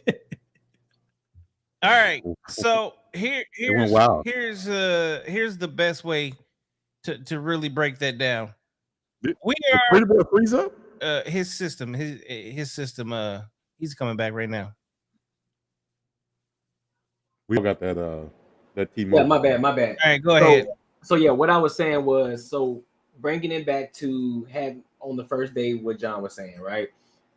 When you having a conversation, your actions are gonna have to align with your words at the end of the day. When you walk through the door, you're already gonna command the room. She's gonna see that. A lot of women can see that if you command the room, if you're confident, if you're not confident. So when you guys are having a conversation, when you're talking about your standards, when you talk about your deal breakers and things like that, those things have to align with each other. So yeah, you can say you're right. And your point, Marcus, yeah, you can say a lot of shit, but then if your actions aren't aligned with it, then it's like, oh, you just full of shit. However, full of shit. She wouldn't know, but on top of that, it can go the same way the other way. If you're not saying anything, how would she know what your standards are if you aren't saying anything? So you both have to align. You have to be able to speak your mind, say what, look, I'm not, these are my standards, this is what it is, and you also have to stand on it and move in that way. And everything has to be aligned throughout the entire way. So that's what they're saying. So Courtney, you're right about that. I agree with you 100%. Courtney has just what he said is taken what I've said and made it very concise and simple. Courtney, I'm just going to ask you a question. Do you think in society asking somebody what their favorite color on the first date and what music they listen to is as important as, hey, do you like polyamorous relationships? Is this what your moral compass is? Do you think that people should hide cell phones from each other, this and that? Or do you also think that, hey, this is my family value? I think that mentorly relationship, things like this are more important than asking for favorite colors, your favorite animal, what music you listen to. Which do you think would be more important to ask on a first date, Courtney? Yeah, I ask more values. Where did you grow up from? Did you grow up with the father in the household? What's your relationship with your family? I ask morals and like, what's important to you? What are your plans in the next 5 to 10 years? Do you want to be in a relationship? What are your boundaries? What are your moral values? What are the things that keeps you pushing throughout the day? What do you seek for as validation and happiness in life? Those are the things that I ask when I'm in a relationship. And then no, it doesn't take a dinner date. All it takes is a coffee date to do that. But that's how I rock out. Well, I would say sit down at the Pizark on the park. Yeah, and you can line it up as this is the way this relationship is gonna move if you're dealing with me. Yes, I need you to lay out your boundaries, good and bad, because I'm gonna lay out my boundaries, good and bad. Now, some of the things that I may see and say may actually be a little triggering. Right. But I would prefer to figure out if these things are actual triggers for you, as opposed to go through a relationship or start to try to relationship build only to find out that you're really not on board with the things that would make this blossom into marriage and long term. I think anybody looking to get into an actual relationship should be having that conversation, as opposed to the what's your favorite color? Yeah. Where do you like to vacation? What do you do in your free time? The dumb shit that people talk about that unfortunately do not create a foundation for an actual relationship. Because when you're trying to create an actual relationship and a foundation for a relationship, that's really what you're supposed to do. You're supposed to be having conversations that actually put your relationship in a winning scenario, a winning, and also you in a good position. Yeah, and also you have to understand that they have to know that you are a man of purpose. You are purposeful. So you're not, when you're talking to someone, when you're having this conversation, you have to be purposeful. Like, hey, this is why I'm doing this. This is why we're having this conversation. And if you decide that you want to be in my life, if I'm going to bring you into my life, you also have to understand that you are going to be under my covering. I'm not under your covering because it's God, man, woman, child. That's how it is. There's I'm gonna repost up Marcy's because she said if you set the standard, and that's where I will say, even as a man, ladies, do you prefer your man to set the standard of the relationship? Go ahead and put it in the chat. All you got to do is say yes. Do you prefer your man to set the actual standard in said relationship? Marcy already said going into the date with good questions is so important. Not only does it show interest, but it shows intent. Exactly. So the questions about like favorite color, all this other stuff, like that's not going anywhere. You're going to eventually find this out. Plus, also, you're eliminating a lot of mystery that you don't want to eliminate. You're going to find out the favorite color during an experience, or that she loves purple rain or something like that on a trip. Why would you want to ruin the movie? I think one thing that John's hinting on is that we need to find out how the relationship's going to go, and you need to tell her this is what you're getting into. Before I sell a car to somebody or anything like this, or I apply for a job, I'm going to want to know what I'm getting into. Please tell me what I'm getting into. I don't want to be cracked with a whip across my back. As long as that's not on the job, okay, cool. So this is a vetting process that we're not doing anymore, because people are afraid, oh, you know what, she's going to run off because she thinks I'm too red pill or I'm too Christ pill or too harsh, things like this. I think men have their tail between their legs when it comes to this, because I'm going to be honest with you, 80% of men are out of the dating pool to some degree, because modern dating sites, you're basically on their turf.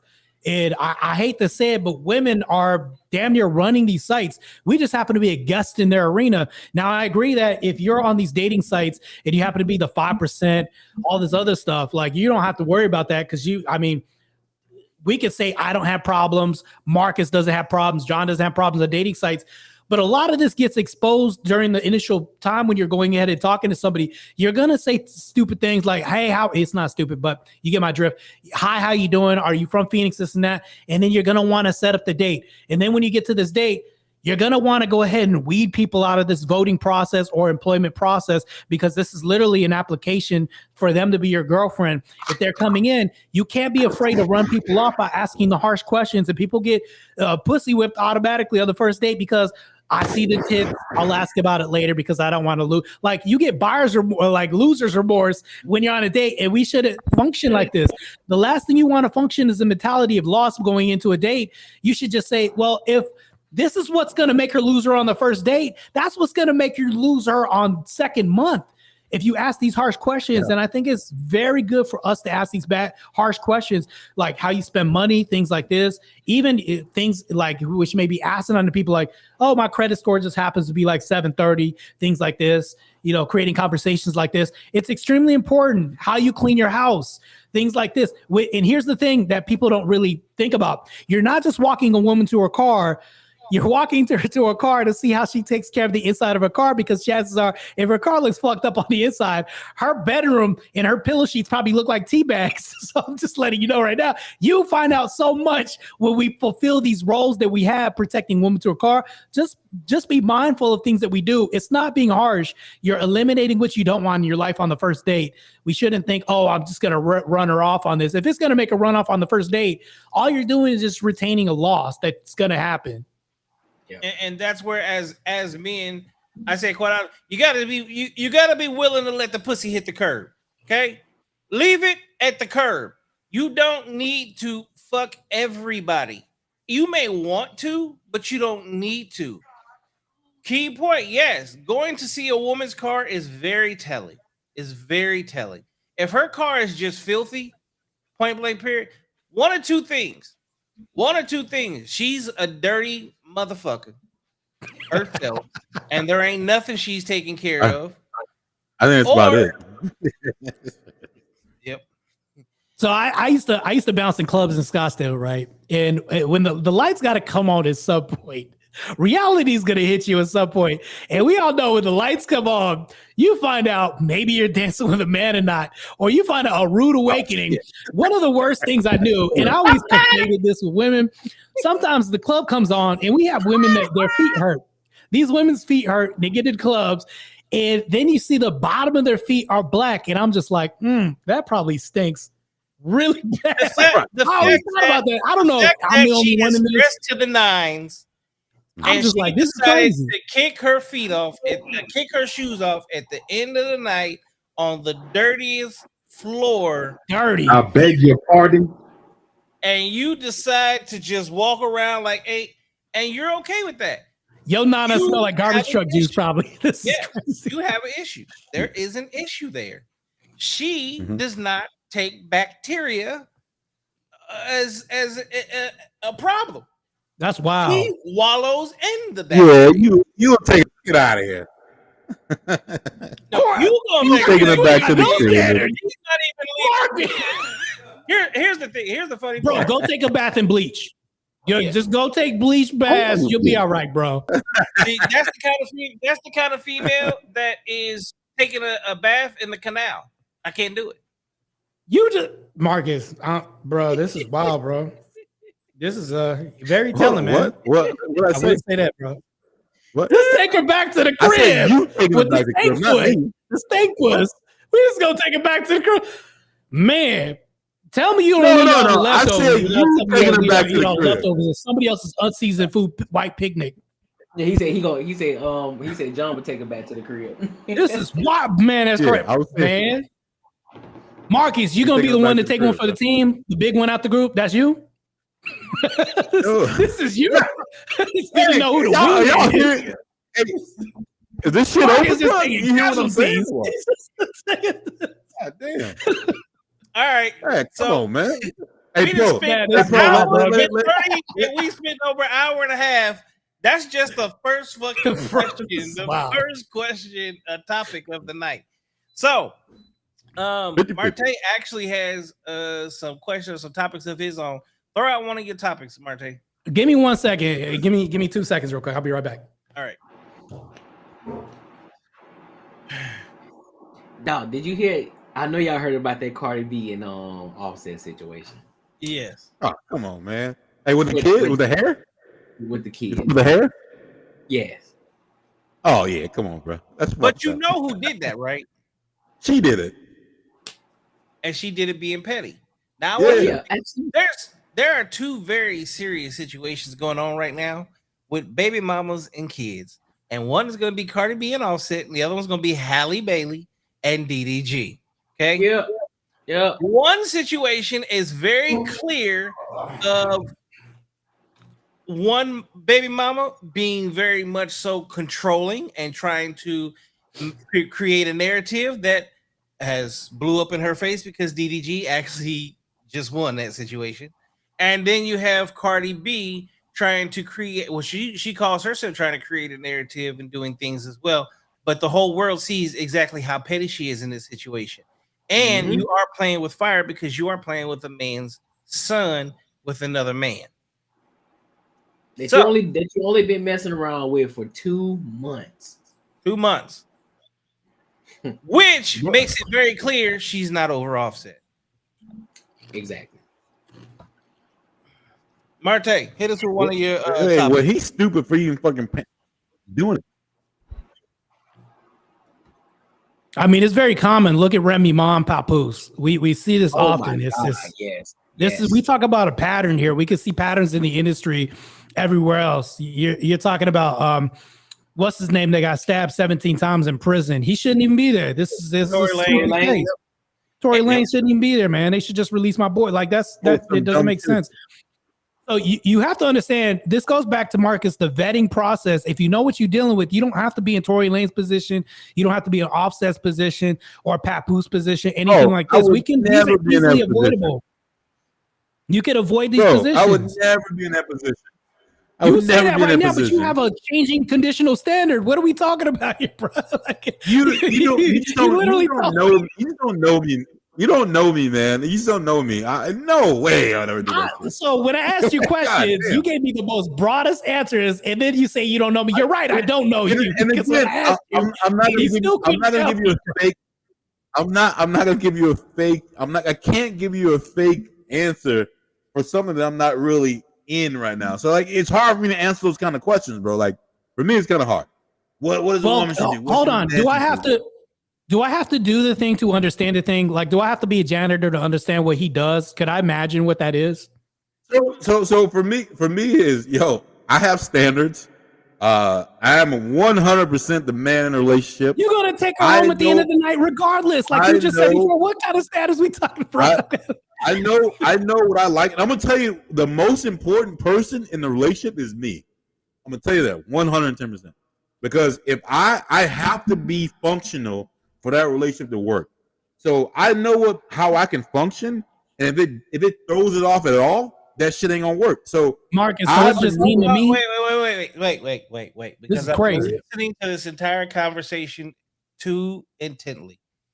So based off of what you're saying is you have to be okay in the relationship, but at the exact same time, you are the one who dictates the relationship, but you don't want to have the leadership role.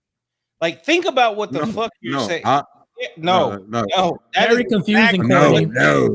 Contradiction. That is exactly what you are saying. What you're a performative contradiction. You are the staple in the relationship, so you have to be the one that is okay, but you don't have to be the one to lead it. Please make that make sense. When the fuck did I say I didn't lead the relationship? When in the hell did I say that? I want to know, bro. Like, goddamn, bro. Like, you listen. I'm not gonna say it, but Marcus, he's basically saying that you plug certain things. You don't listen to everything. Y'all don't listen to everything. I've never said she needs to lead the relationship, bro. God damn. I'm hearing the same thing John's hearing. I know. Y'all both on the same wavelength here, bro. Hey, let me guess. You believe in polygamous relationship too, right? No, I don't believe in polygamous relationship. No poligs. Okay, but y'all might, but y'all on the same wavelength. We don't have to believe in the same thing to hear the same thing. I never said that. I never said that she had to run. I don't run the relationship. I never said that.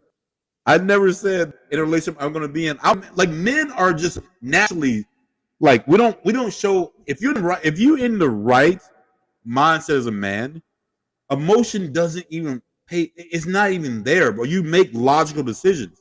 You do logical things if you're in the right mindset as a man. So it's a logical situation that I get into. I understand how most women work. At least the women that I date, I understand how they work, right? May not be the ones that you date, but the ones that I date, I understand how they work, right? So Courtney, let me figure this out, Courtney. So what I've heard from you was you said, I feel in a relationship we should do this. You open up with feel, felt, found. Then you want to talk about logic right now after you talk about feelings for a whole hour. This is wild, bro. This is crazy. This is the. I know how it works. I think I said I know how it works versus I said how very conditional of you to go ahead and point out logic at the end of all this emotion that we talked about, bro. Okay, what I say I feel, bro. I mean, hey, tell me what I say I feel. You said you made the statement of saying I feel, and you said also happy home. Happy is a feeling, but it doesn't tell me anything. So when you're leading under the guise of just feelings and not giving me anything specific, like when I asked you what a duty was, I practically gave up on this because I didn't hear anything. That's all you got. This is all feelings, bro. This is all feelings you've been telling me. That's all you got. We'll go off what I said. I feel I want to have it. That's all you got. Out of all the shit I was saying, bro. All right, packages from Amazon outside the door. How it's gonna make you feel? I said what? So right. I would be mad if she did this. You even said that. I would be mad if I saw 50. I'm gonna be mad that these packages are out there. Those are your exact words. Okay. That's not. And then you switch up and say, "It needs to be logical because men are logical." At the end of all this, this is crazy. Okay. I don't know, man. I got you, player. I don't know what the fuck you guys are talking about, but you're plugging a whole bunch of shit It's Marcus, almost like I you don't got think 8 you really elbows know what in you you. said right now. I'm pretty sure I know what I'm saying. Marcus, I'm fine with not knowing, with the fact that you don't know what a woman's duties are or even a man's duties. That's fine. We can move past that. The next question I do want to ask. Hey, John, is it okay if I move on to the next question? Yeah, let's go to the next question. Okay.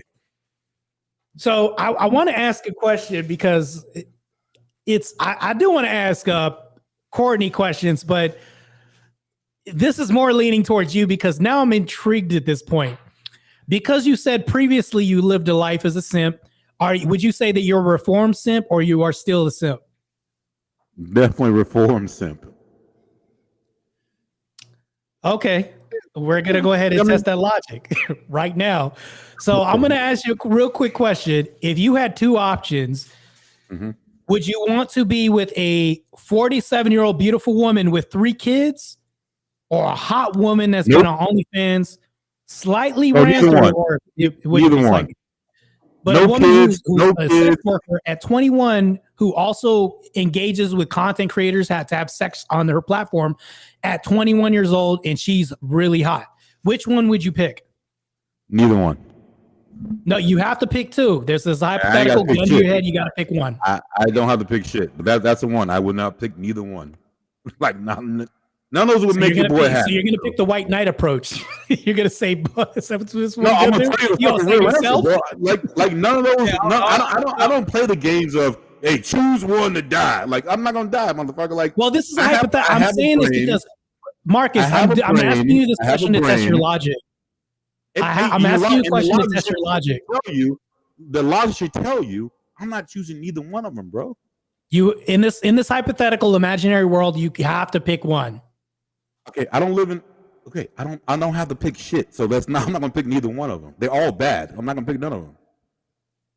Fair enough. I mean, if you don't want your logic tested to have everything else exposed, that's fine. I would have probably done the same thing. I would probably not engage too.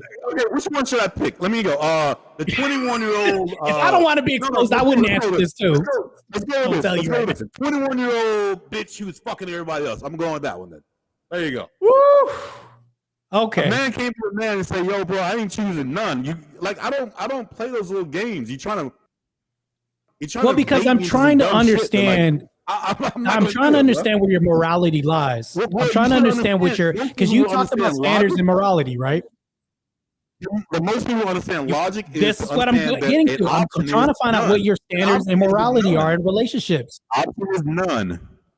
Anyone who knows logic, there's an option of none. I'm not going to do it. But for you, it's like you got to choose one. No, bro. Logically, there's an answer. There's lesser or more. Hold on. Both of you. Okay. For the sake of the show, okay, we've done this before. Okay, we did it with the Diddy party, and all of us answered the question. But that was a different question. No, it's not a different. Yeah, it's a different question, but it's the same outcome. Again, we do this podcast to educate other people. How can there ever be education for other people if we aren't even willing to answer the questions and give our answers so that other people can learn from the things that we're about to put out there? Okay, John, you answer the question then. Give me the 2 options. There's 3 of them, I think. But go ahead. No, there's 2. Hey. Oh man, this is wild. This is crazy. Martae, give it to him. Either the 47-year-old with the kids or the 21-year-old OnlyFans chick, right? Mm-hmm. Yeah. Okay. You know what logic is going to tell me? Mm-hmm. Yeah. Logic says you're 47. You have children that are not mine. Okay. You're already stuck in your ways. You obviously have bad habits. 21 years old. You've just made stupid decisions. You've been ran through. At the end of the day, which one would be the better choice? Obviously, neither one of us is a better choice, but one evil is greater than the other. And the greater of the two evils is going to be the one that hasn't been fucking ran through. But understand that mentally, you're going to be in a fucked up relationship. So the single mom is always going to be the better choice than the 21-year-old ran through chick that is going to fuck up your entire legacy. So neither one. No, I just said the single mom. John, you need to have the facepalm emoji or something like that. Like, please, I'll petition for the facepalm emoji right now. Bring this in the chat. Somebody facepalm emoji the chat right now. Courtney, Don't give me, pretty boy. Which one are you going with? Wow. Well, considering the fact that we just going based off the hypothetical in itself, I'm not choosing the OnlyFans girl. I'm not. Because I mean, because just based off of the hypothetical, I'm already assuming on the hypothetical the 3 kids are by one man. So yeah, three kids by one man. Yeah. So I'm choosing the 47-year-old out the gate. She ain't been running the streets. Her kids are by an abandoned father. He abandoned them and just left them. She's been faithful, been displaying faithful, loyal qualities, this and that. The OnlyFans model, she's faithful, but to her industry, her identity is tied to her industry. She looks at sex from a different purview as like monetary gain. So how can sex be valuable to you when it's just a commodity to her? That's what I'm getting to. When we talk about morals and values, what you're talking about, which you avoided from answering, Marcus, is this is going to go ahead and expose your worldview. So I could see this now. Granted, there's not a right or wrong answer to this because you don't have to be right or wrong for choosing lifestyle. I'm not going to demonize you for it. I'm just going to better understand where you come from and how you understand things. And if this is an unchanging standard or not. But according to you, it's like feel, felt, found. I just don't feel like answering this. So actually, you are being very consistent with being conditional. That's all that's been telling me right now. Where we ended off on the show kind of like this last week. And I'm just going, Marcus, I'm going to throw your own words in it. Now you're acting like a bitch. You're acting like a female. Okay. We having these conversations and you're choosing to do what most females would do, which is I'm not answering that question. I can't answer that. Oh, no, you're not. Come on, man. I told you neither. I didn't say I wasn't going to answer, bro. I told you. Have some courage. Have some cojones or whatever they call it. Are you motherfucking listening? Is this shit on, bro? Is this on? Is this on? I told you. It's on. That's why that's the answer, man. That's a goddamn answer. I don't know what the fuck y'all talking about. That's deflection. Women do this all the time. They'll deflect, they'll avoid, and they'll live in a constant place that's devoid of reality. When I give you a hypothetical, you say, no, I'm just going to create my own land and escape to it. That's escapism, bro. Okay. All right, hey, man. I'm going to let women y'all do this all the time. I'm not telling you that you're a woman, but I'm just saying women do this all the time. You're right, Playboy. I'm deflected. You know, I told you fucking neither. But no, I'm deflected. But the thing about it is we didn't give the option of neither. I mean, I just had this exact same conversation like a month ago. Logic test. I really literally just had this exact same hypothetical. He said logic. He said logic. And the logic for me was saying no. And she played the same game of I'm not going to answer the question. Like, bro, I answered the question. I said fucking neither. None. I said none. Like, that's not an answer. That's her. The exact same thing is you have to choose one or the other. She says neither. I'm not going to give you what you want. You're not giving me what I want. You're answering the question. John, can I ask you a question, John? Ask away. John, let's say you get to a job and there's an answer on the question and there's only one question on the test. An employer gives it to you. He says, hey, have you been employed by this company before? And you say, you know what? I'm not going to push yes or no, even though there's only 2 options. And you say, nope, I'm not going to answer that. The next question underneath that is like, have you been having a felony before, this and that? It's yes or no. Did it happen or didn't happen? They could actually be both answers because somebody in the streets having a felony could be a bad mark on somebody. Having a felony could also be a good mark to somebody because I'm the king of the streets. If I deflect from doing any of this stuff, do you think I would get this job? All right, let's use your logic, Martae. Answer this one. You got to answer it. Would you rather suck dick? You haven't even answered my question. We're still waiting on you for yours. How are you going to ask me? I'm asking you. You can't even answer mine. Would you rather suck dick? Would you rather suck dick or take an ass? Which one? Hey, you got to answer, bro. Come on. Which one? You gotta answer, man. You got to. This is. Can you answer my question before asking me a question? Why? Answer, How man. do we end Marcus, up? can you answer my question before asking me a You're question? avoiding it right now. You're avoiding it, player. God damn. You're avoiding it, man. You're avoiding my question. What are you talking about, bro? Oh, man. Jesus. God. You're avoiding Are my you God, asking man. me a question? Is time deflection, bro. This is cope. That's what you Mad went cope. to. Hey, that's You different. went to, Come on, you, man. That's you went different to shit, Rainbow man. Land. You took it to Rainbow Land. You took it to Gotcha. Rainbow Land. Where's my gunshots at? God damn it. Y'all fucking me up, man. Yeah, you shooting duds, bro. Ain't nothing. There's nothing, You man. came with a Give me some question. milk. Yeah, that's highly. Yeah, man. Diabetes in the chat for all this sugar that I'm hearing right now. This is crazy. He needs some milk. Now it's babies in here. Diabetes in the chat. Now some babies in here. Super sweet questions right now. This is wild, Yeah. man. Rainbow Skittles questions, bro. This is crazy. You know, kids in the chat. Oh my God. Marcus, Hey, I got you though. if you need to come Got out you, the Playboy. closet, Marcus Now you is get it. crazy, man. No. He ain't answer, Like, though. tell me, He Marcus, ain't you're not DL, are you? You're not DL, right?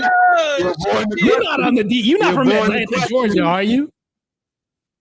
I'm from Mississippi, Jackson, Mississippi. You Player. can't. We still stuck on your question. You can't even answer my original question What? of would you be with a woman with 3 kids or a sex worker at I 21 told that's you been ran through? neither. I That's told you not answering the neither. question. You still. I'm through. Let's move on to the next All right. question because this. Okay. There you go.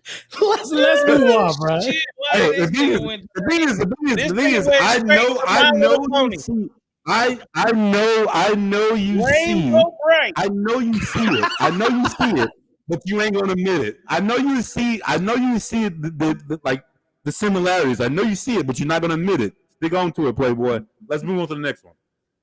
Wait, hold on. You give some obscure statement like I see it, this and that. You haven't said I anything know. even with that. You're a stupid person. I get it. I know you see I know that example I just sent you. I told you. I know you see the same thing you told me. I know you see it. Marcus, why you want me to look at a homosexual question for? Why are you leaning to this direction? Oh, you want me to look at 2 holes, bro? Come on, man. What's the fucking difference? You want to look at some rainbow questions right now. Why are you so bad on Hartman for me to answer a rainbow question?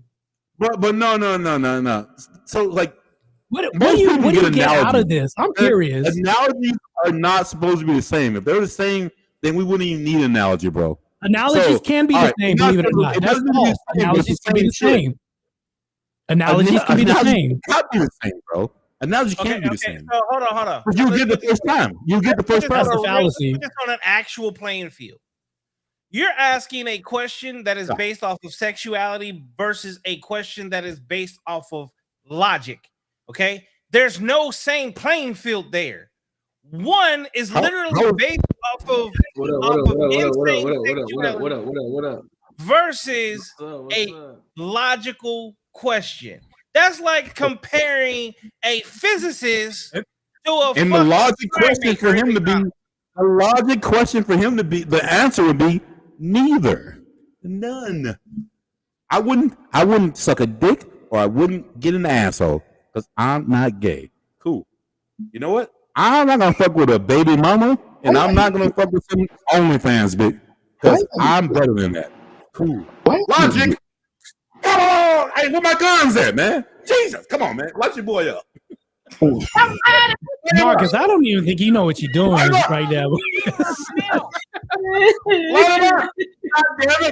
Marcus, you lost everybody. You lost everybody 5 minutes ago. Right, dead. Talk line. You just killed yourself with that question. This is crazy. I wanted to uncover your belief system and expose. You're doing this for me. This is crazy. That's not the exposure I wanted, but it's the exposure everybody's getting.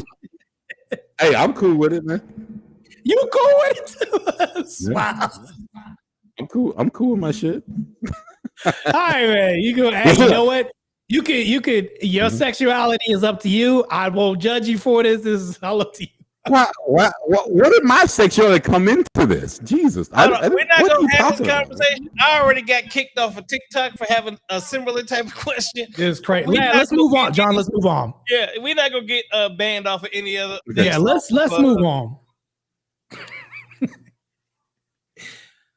Woo, shit. Yes, That's sir. crazy, Yes, sir. man. Martae, you're the guest tonight. I'll let you throw another one out there. So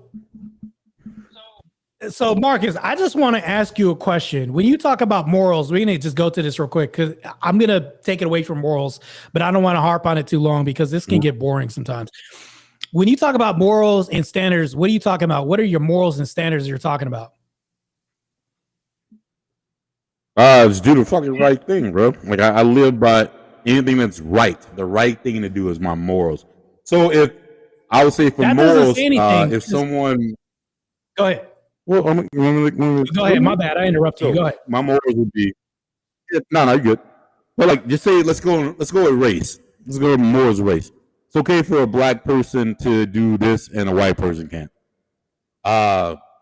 In certain kind of situations. So like, if it's like, hey, this dude just killed someone, and it's okay because I'm gonna make this certain kind of like argument that there was a bullet situation, but if it was your mother, the same situation happened, then you'd be crazy about it. Or just, hey, you know what? Just say, hey man, I see you trying to jump over that gate, playboy, and the cop pulls you over. Oh, you pull me because I'm black. Cool, man. All right, hey, but if it's your house, you're like, get that motherfucker. Like, you know what I mean? Like, I ain't telling nobody. I just got morals, like what's right and what's wrong. Like, that's just my morals. It doesn't matter. There's no color. There's no sex. There's nothing. Right morals. And you said there's no sex, no nothing, but you said race, no, and then you went on like jumping a fence. What? Say what? Yeah, this is like a jumbled version of an answer, which doesn't. I didn't even hear an answer the whole time you were talking. Believe it or not, to be honest with you. Okay, so you have to do the right thing. My morals are I follow by doing the right thing. So preferences are the right thing. Your morals would be a preference, right? I don't know. Like I prefer to do this, and then I prefer over this. That's what it is. Like your preferences. I don't know if doing the right thing is a preference. I think it's the right thing. Well, how do you determine what the right thing is? If it's not a preference, what is it? Okay, so if you think killing someone is right. Yeah, killing somebody can be a preference. I prefer not to kill this person because I prefer not to go to prison. I don't think it's a preference. I think it's a right or wrong. Like, I don't think it's right to kill people. Okay, so if somebody runs in your house and you have a stand the ground law and you stop them from killing your family, do you think it's rightful for you to stop them from taking out people and deleting your whole family? Do you think that's right? Self-defense? For other people, yes, I do. For me, I couldn't live with killing someone, so I would take him out some other kind of way, but I wouldn't kill him. For me personally, so you wouldn't stop an intruder with violence to just stop them. Listen what I'm saying, like, man. Oh, I'm gonna do something, but I'm not gonna kill him. I'm gonna do something. Believe that. Something gonna happen, and it's gonna be some fucking hurt. But I will not intentionally kill them. Marcus, when I talk to you, let me tell you something. When I talk to you, Courtney, I'm gonna tell you this. I'm gonna play Marcus right now. Mm-hmm. Courtney, I'm gonna go to your gala function. It's an event. I got tickets. I'll be there. I'm gonna find a way to get there. What are you gonna wear, Martae? I'll have on something. And then you say, well, yeah, okay, cool. You're gonna have on something. Who are you bringing? It's somebody I'm bringing. Okay, cool. And it's the first time that I got invited by you, Marcus, to your function. You putting on an event at some mansion party or something like that. And then I tell you, you say, are you gonna be there? I'll be around.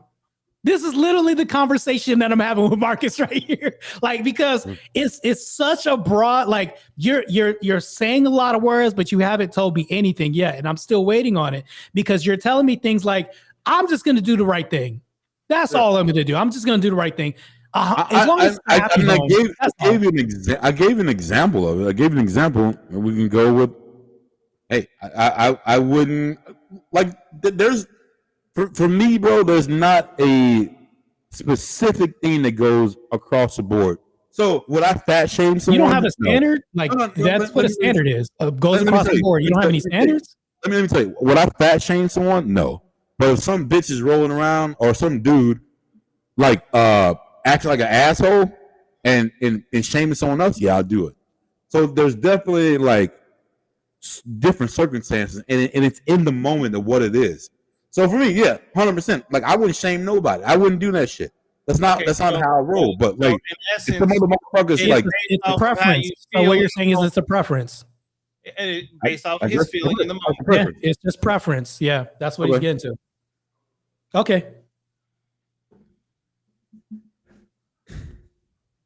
And that's cool. I'm not gonna judge you for that, Marcus. Your morality and your standard is preference. That's what it is. It's in the moment. I guess.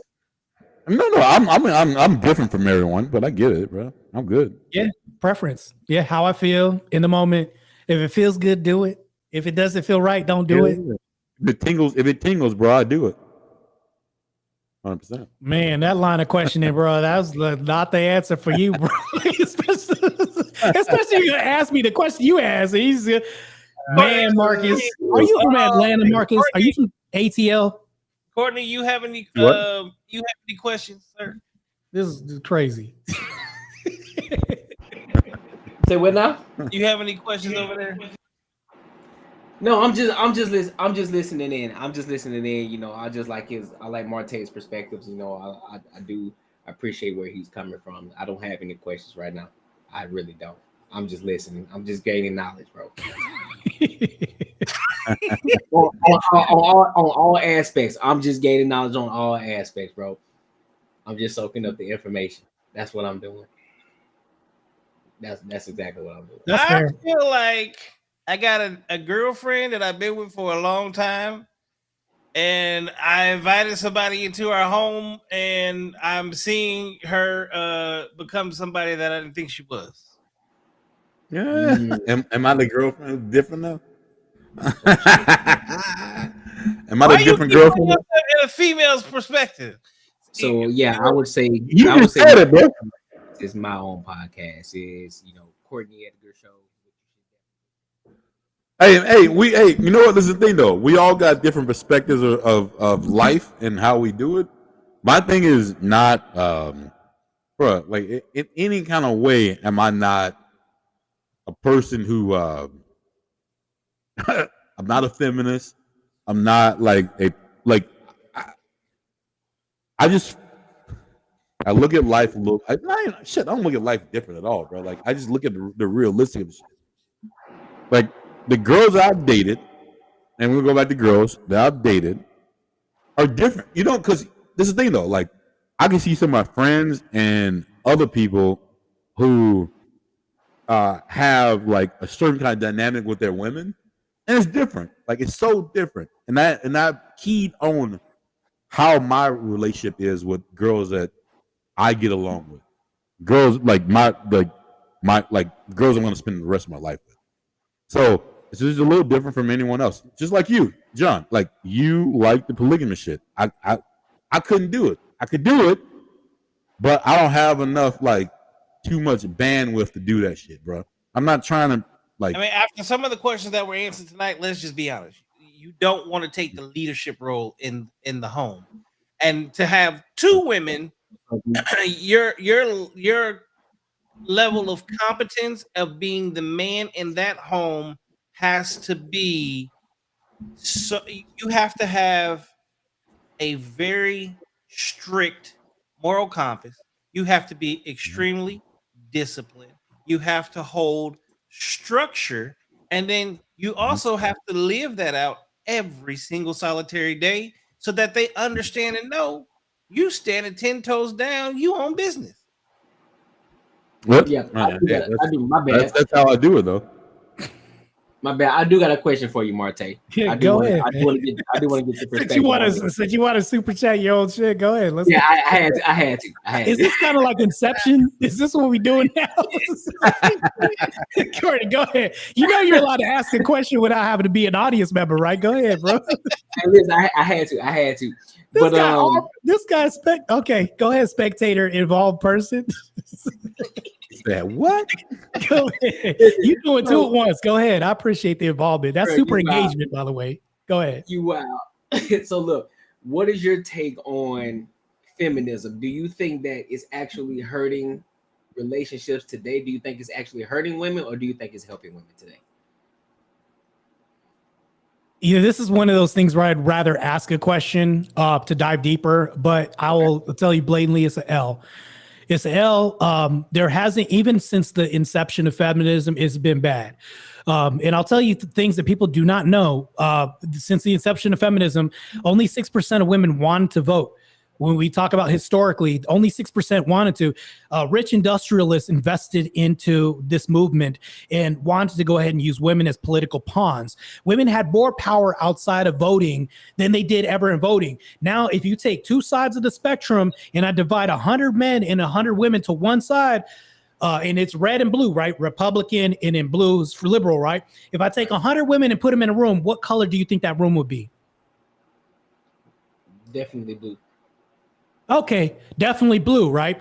But I have also a prescription too, a recommendation. What I would say that we should have it to where it's like we have a household vote, things like this. This also promotes marriage, single family units, things like this, things that feminism seeks to destroy outright.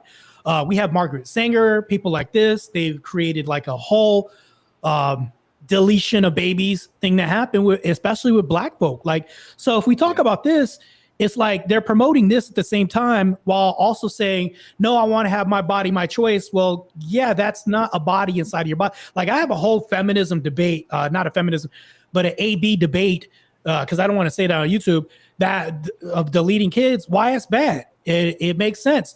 But feminism promotes that too. But it's like you want to go ahead and promote the flourishment of women while destroying them at the same time too, because it's not boys that you're also deleting too. Also, another subset of feminism is we look at, when's the last time you saw a movie feature where there was a good feminine hero in it? We have things like Sarah Connor, Ellen Ripley, and John can attest to this. These are characters you could buy and you could believe in. You know, when we look at these characters, you can relate to them. They're vulnerable. You see them struck. Their character arc builds up and things like this.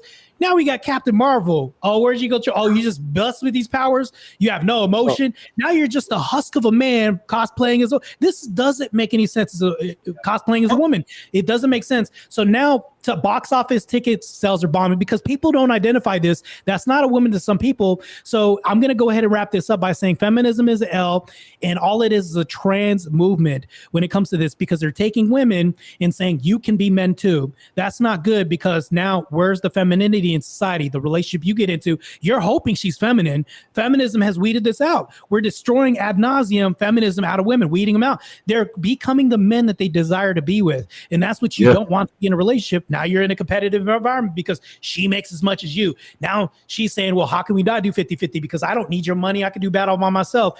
We want men that are needed, not men that are wanted. Can I give a shorter version of this? Go ahead. Hold on. Before you say it, hold on. No. It's just one thing. Just one second. The number one thing, Captain America. Let John say it. Let John say it. The number one thing that feminism has complained about and been against is the patriarchy. But feminism itself actually pushes women directly into the patriarchy. So how can you be against something that you want to join? You mean it pushes women into patriarchal functions and roles? Is that what you're getting at? Do they not want to be the leaders in the workplace? Yes, they do. You're right. They're the worst. They're the worst when they are. What John's talking about is a performative contradiction that feminism presents. You can't complain about the thing while becoming the thing at the same time. Everything that feminism has ever pushed is to put the woman on an equal playing field as men in an unequal game. I would say it's a pseudo patriarchy because it'll never be a real patriarchy. So it's a pseudo patriarchy. I'd say that maybe a monarchy, a semblance of that. We already have monarchies, societies, anyways. And I'll tell you this: if you look online, it's a monarchy. It's not a patriarchy online. If you go online, look at comment section. If you go to what's the other thing? The other platform we talked about, there's hate all men. How come they can have this? But if you have something about H all women, you're automatically demonic. So it's leaning towards gynocentrism, feminism when we look online. So we can say that the world is patriarchal at its base, but online it's matriarchal. We're basically like just pleading to women the whole time, and it's what they say goes. And I think that that's just an inversion of what we have, and we're just pleading to them the whole time, even though men really do run this. Because if you have 98% of men running infrastructures and 87% of men run infrastructure society, if they vanish, society would collapse in a week.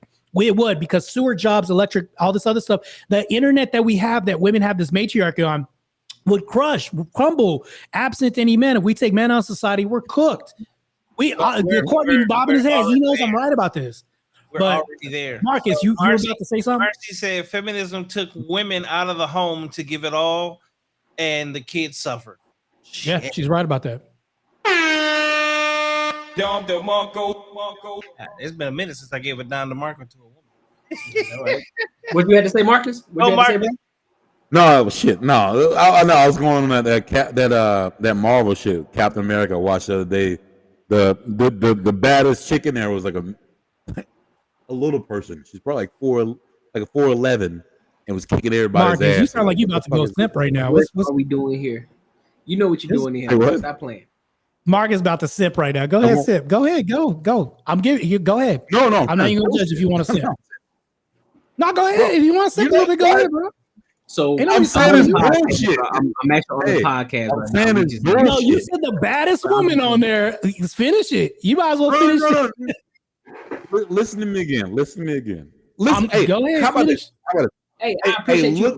Look at me like I'm like, gee. All right, so check this out. It's fucked up because now we have to look at superhero movies, and we got a girl who's like 4 or 5 playing the badass who's protecting the president and can kick anyone's ass, which is not realistic at all. It's bullshit. It's dumb. Like all this whole like feminist shit that's going on, like it's dumb as fuck. Like I don't get it. Like, heard about this situation. Women act like they're like what you think a man would be in the 1930s, like just an asshole. Fucking, I run shit. I make money. I do this, and they're like kids, bro. They're like kids.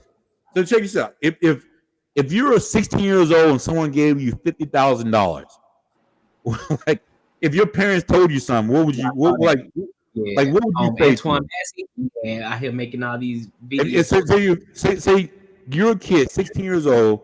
You somehow you're able to get a hold of $50,000, and you say, "Yo, I'm not." Say you got a job at McDonald's. You calling out. Your parents say, "Yo," your manager calls me saying you calling out. Like, what are you doing? And then the kid's probably like, "Hey, like you just jealous that I got money. I can do whatever I want to do." That's literally how women act when they get in these certain positions, and they get so mad when you say they act like kids, but literally they do act like kids, like big time. I mean, I just piecing together. I'm not gonna say you're bad at making hypotheticals, but you're bad at making hypotheticals. I will say this though. So to still man what you just said, just to repeat back what you said, is that women act like kids when they have more power. Is that what you said? So I have to look at a situation where I can understand it. So I can understand it when I was 15, 16 years old. So when I was 15, 16 years old, how I thought about certain things, right? Like that's the only way I can like put myself in that situation. Everything was like it was just irrational. Shit was just not normal. You know what I mean? Like you would think certain kind of things that weren't true. Like, hey, like again, like I said, the example of if I had a certain kind of money, I would start doing some dumb shit. There you go. Anyways, I'll talk about it on a different point. Marcus, I think if you could simp for yourself, you would, bro. Like you would just internally simp. If you could redirect the simpery, I don't think. Here's my thing. I don't think. Look, it's not a bad thing if I call a zebra, a duck, a duck. I think that you like whatever's in the bloodstream coming through whatever you have right here. I think that there is still simp DNA in you. It just reveals itself from time to time because you're unconditional with these standards you have. And then, case in point, so by me saying that, like, it's not really clear. I don't think you have a grounding from which to run shit from a house, and that's okay. A lot of men don't really know what they want in life, and I think you sound like one of these people that doesn't know. So by what I just said right now about the whole like women, like, do you think I'm saying I understand it should be okay, or you think I'm saying like, yo, that's a bad thing, you should look at it a different way? Which way you think what I'm doing? I'm going with this. You think I'm like, yo, like, think you know which way you're going with this, to be honest with you, because when I ask you questions, you don't really give me answers. You wanted to avoid one, and then when I give you answers, you're like, oh, it feels good. That's all your answers are tonight, bro. But no. Hey, can you be honest with me? Let's be 100, bro. When I ask you something, it just feels good. Just answer all the other questions like that, and it's gonna be the same shit you told me all night. Okay. It just feels good because it feels good. It's right because it's right. That's all I hear from you tonight, bro. That's okay. Oh, no, it's all good. It's all good. Yeah, it's all good, bro. Yeah. Corny over the left. I mean, I can't. Corny over there. There's no reason to sit and argue with you, because I think you get flustered, or like when shit's not like what you heard. Because most people have the same answers. Most people have the same answers that you've heard the whole time, and you have a rebuttal for it. So when I tell you something different, you don't know what to fucking say. So you're calling me that I'm doing something different. I just told you it's the opposite. It's the opposite. When I ask you, because most people, I don't get flustered. John knows me. Most people give you this fucking answer. They'll give you this thrown out fucking answer that like, oh shit, that sounds like a great answer, cool, and you can answer to it. When I tell you something real, like, bro, like at the end of the day, I want to be happy, and I really can't pinpoint what you're asking right now because it won't be realistic. So a duty is not realistic. That's not realistic. Well, I told you what a duty is. I take care of the John, house. Hold on. Can I ask John? John, did you hear what a duty is from a woman from him? Of course he didn't. Wait, Courtney, can I ask you? Did you hear a duty all night? From what would it, from his worldview? If you were Marcus, tell me what a woman's duties were. If you're Marcus, tell me what that would be. What you heard. If I was Marcus right now, and I heard no. Based off of the conversation tonight, what was Marcus's version of the conversation? What did you hear of a duty of a woman's duty? What is a woman's duty according to Marcus? The whole night.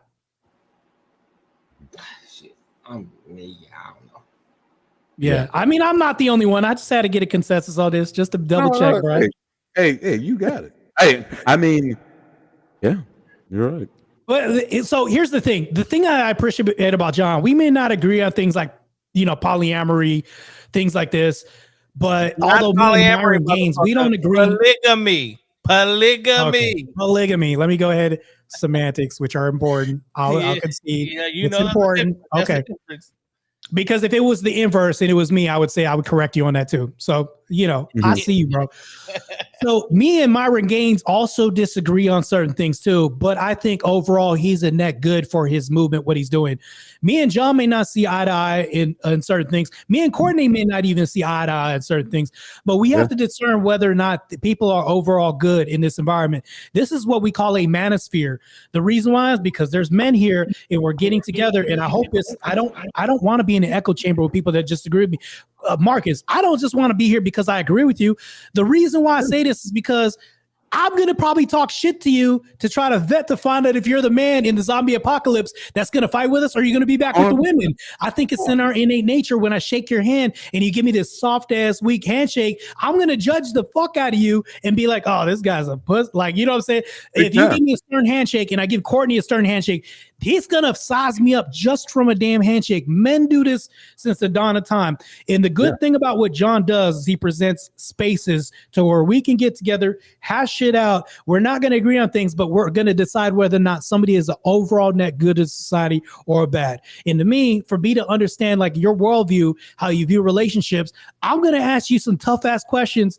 Absent from your first dating experience, of course, but I'm going to ask you questions and we're going to vet this out just like we vet men out. You need to apply the same standard to women. I think it would help you out a whole lot. No, I agree with you, man. Like it helps a whole lot. You filter everything, right? Would you drink water from a pond without making sure that it's clean, not with bacteria? You don't just don't eat anything, you have right? You have to ask the important questions, the questions that people don't want to answer. Oh shit, just personal to you, like it is. It could be your upbringing, could be whatever. For me, I mean, when you get real personal here, the reason I probably feel the way I feel is my mom didn't work, and I saw the drain it took on my dad. So for me, I don't want to ever go through that. So well, I mean, men suffer. We suffer. We're supposed to till the earth. We can go personal with it, and that's the reason I feel the way I feel. I feel the way I feel. Okay, so I'm glad that you said that because that is very telling, right? Now, this is the thing I need you to ask yourself, okay, Marcus. Whether your mom was there or not, did your father still have to work? What does that have to do with anything? No, this is a good question, actually. Oh, my dad was. Come on, man. No. No, that actually goes straight to the point. He's actually cutting to the chase through all the bullshit. He's just asking questions. Tell me what the point is. Okay, the point is. Go ahead, John. With or without her involved, he's still living the exact same existence. He's still going to the same job that he chose. He's still paying. You think if someone's stressing you the fuck out about some certain shit that like you have no control over, you think it's different than you just working by yourself, or someone else has their own thing going on? Or you think someone else blaming people because they can't work and all kind of shit? Like you think really is the same kind of shit? Okay, so I mean, you probably won't know the kind of life I went through because you're playing semantics at the moment and you're avoiding the question. So then I'm gonna go ahead and throw it right to you. Yes. We all have to work, brother. We all got to work, man. He's going to do the exact same thing with or without her involved. Just like whether you're a parent with the other parent involved or a single parent, one thing is going to be very apparent if you choose to be a participating parent. Is you have to raise your children, which means you have to pay. I'm gonna tell you. You have to be involved. Okay, cool. So with or without your mother working or not working, because as a man, as a father of that house, he could also put his foot down and be like, take your ass to work. But he didn't, because that's personal choice. So all right, let's not get into my personal because you don't know about it. So that's one thing you might. You can't throw personal shit out there and then be like, no, but we can't talk about it. But what you're saying is not the way it fucking goes down. So I mean, so that again, this goes back to no. This goes back to our very first conversation in starting this podcast together. Is don't throw your personal shit out there if you don't want to talk about it. But you're assuming. No, I'm not assuming because I'm asking you questions, what's going on. Which goes into number 2. Answer questions. See, people are going to question you. How about when this? They question you, you have to be able to respond to those questions. And when you're not responding to the questions, guess what happens? People have no choice but to assume. So when there's an assumption and then you get angry over the assumption, well, the question was asked and you didn't want to answer. What question was asked that I didn't want to answer? Did your father live the same existence with or without your mom being there? Would he still have to work? Do I think if that whole relationship had to work, I think my dad would have lived a lot longer. I think my mom would have lived a lot longer if that whole shit didn't work out. 100%. If it wasn't a whole bunch of other, I think it would have. So for me, just a little different, bro. So I have a question, John, if I can interject here for a second. I just want to ask a question, but I'm going to ask it to Courtney because I want him to see Courtney's answer, Marcus to see Courtney's answer. The reason why I want to do this is because I think that sometimes we can learn from just, I'm not teaching, I'm not an educator. I'm just saying sometimes things can be a little bit more clear when it's not said to us. Courtney, I'm going to ask you a question right now. Do you think there's two men in this universe? There's two of me, right? Let's say there's two Martaes, right? Right. One of them goes to the gym only when he feels like it. I feel like I'll go next Tuesday. You know, I'll go to Wednesday. We have people like that do this. They'll say, well, I don't feel like going to the gym today. I don't want to go, right?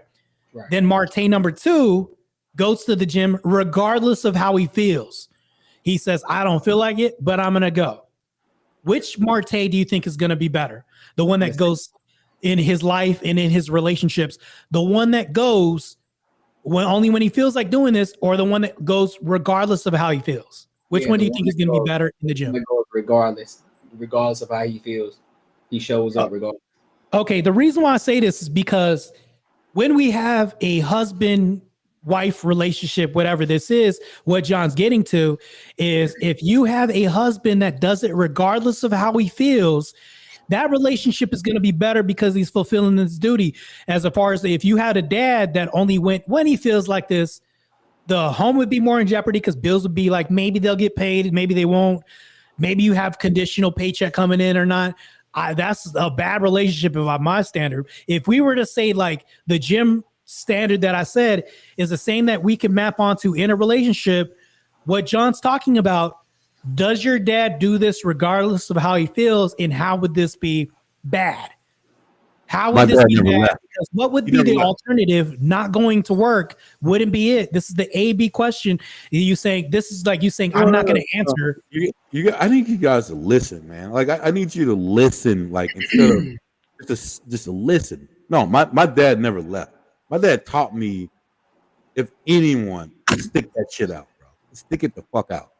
Like if anyone in life has taught me anything when shit is bad, fucking stick it out, bro. Like 100%. Marcus, that's not really not answering the question. It's stick it out, but it's like what I'm just asking you. Do you think your relationship with a man would be better if he's consistent and does it regardless of how he feels, or only does it when he feels like it? Hold on. Whatever duty this is, because I don't have a duty from you because you have you said protect. No. Say it again. I feel a man does because he knows. Let's say a man. Oh, we'll use because you named one duty from a man. Let's say a man only protects his relationship when he feels like doing it, and then the one that man protects it regardless of how he feels. Which man is going to be better? Because he has to. He has to do it. Okay, so he has to do this. So your dad had to go to work regardless, right? So it's kind of irrelevant. He just had to go regardless. To John's point. What the fuck are you guys talking about? Like, geez, I don't know what the hell y'all talking about. Like, we're gonna go to the chat. Yeah. Marcy said generational trauma from father to son. I feel like Marcus, you know how you have a cartoon and you have a foot nailed to the ground, and then you keep walking around because you step in. Like that's kind of you right now. Like you're gonna say, well, because it happens because it happens. That's the answer that I get from you the whole night. Like I'm not really hearing anything, but then when we ask you just said the whole thing with a man. I said he has to do it because he has to do it. He's a man. He stays with his family because he has to do it. Like that's what he has to do. Like I think because I fed you that answer, you're gonna tell me the answer that I just told you. You're basically telling you you're telling me back what I just told you. Are you fucking shitting me? I feel like I just fed you the answer. That's what I feel like. All right, man. It's cool, Marcus. No, you gave it to me. All right, no, so this is wild though, man. Thanks for bringing me on, John. Martae. Thank you, and you're welcome. You know me, I turned up, bro. Courtney, let's go into closing thoughts for tonight because this has just been this just been wild, bro. Like let's do closing thoughts. That sounds good. No, this was dope. A lot of information here. You know, of course, there was a lot of good back and forth. You know, a lot of telling things. But But overall, this is a good show for the people, you know what I'm saying, for everybody to get an understanding for how everybody thinks and just their opinions and thoughts and overall. And Martae, I appreciate you for tapping in with us. Definitely gonna have to link up with you, bring you on to the Courtney show too, you know what I'm saying, so you can holler at some people over there too. But no, I appreciate you, dog. I appreciate you, your wisdom and everything that you've done and what you're doing right now in the manosphere. So shout out and salute to you, big dog. Marcus. Hey, it was a good conversation, man. Hey, we ripped it up, and hey, shit, man, yeah, good. Martae. John, you already know, bro. I'm about to wrap this shit up like a motherfucker. Okay, so just to go ahead and be concise and wrap this up, I think when I go ahead and talk to Great Value Beanie Siegel, I think from what I've gotten the whole evening was a lot of preferences, nothing really concise. So if I think that a woman is going to enter into a relational agreement with him, she's just going to get feels good as long as you make me feel good. That's good. Whether or not there's like instruction or guidance is neither here nor there. It's just as long as it feels good and as long as it's right, which we don't really have a standard on because I tried to pin him down on this. Couldn't do this. He was evasive the whole night. And that's good. That's fine because at least we have like a documentation. We can rewind the footage and see this. I think that he doesn't really have an interpretation as far as like what his standard of relationship is. It's just how it's just like we'll see what happens type of thing. And I think that oftentimes when we end up in relationships like this, we all know how it goes sometimes. I think that the best relationship that we could prescribe to people, whether or not it's women, kids, or anything like that, there's a universal, is a good hierarchy. You know, with me, Orthodox Christian, we have God, Christ, the Godhead is man, and then wife, everything else coming down. But I think we can then map this onto secularism. If we look at a relationship, you want a man that's the head of a household, just like a man that's the head of a job site. He wants his employees to have clear instruction and guidance and direction, and everything goes downhill. Otherwise, we have chaos. Absent direction, we have nothing but chaos in a feeling-ran society, and that's what I think is the down. We have downtrodden men because they're running through things just by emotion and not direction. And I think just to go ahead and wrap things up, thank you for bringing me on the podcast. Mr. Go Get 'em, Courtney. I appreciate it. We'll link up soon. Marcus, no hard feelings. I take nothing personal from this. It's always good. I at least got some insight from you. It's more, not really clarity, but I got some insight from you. And we got to go ahead and dive deep and peel the layers back and see what's Like that dig, player. what's really underneath all this. Our So I want to say thank everybody for tuning in tonight. My closing thoughts on this is, you guys see the title of the show. I said that women run the world. Currently in the world that we live in the state that we live in, women run the world just for the reasons of a lot of this conversation. Unfortunately, there's just not enough men with their feet stuck in the mud. Okay. There's not enough men putting their foot down, speaking their piece, and giving you a standard, giving you structure, and giving you something to believe in. At some point in time, as a man, you have to, Bill. That's why you are called man. See, it's God, man, woman, children. The reason that he removed himself of that and gave us free will and said, here, man, run this, is because that's just it. As a man, it is your job to put yourself as the leader of all things, no ifs, ands, or buts about it. And there is no such thing as a weight being too heavy on your shoulders. Me personally, and I can only speak for myself. If other men agree, then they choose to agree. If they disagree, they choose to disagree. But I will never be downtrodden by a female, a woman. I will love you to death, but I'm going to make sure that when it comes to me, you have something to learn from. You have a standard to look up to. You also can look as a man that you 100% respect and you want to have and bear children with. And the crazy part about it is, if I've even become a man part of your life and you can't have children, you sure the fuck wish you could, because you want what you see in front of you.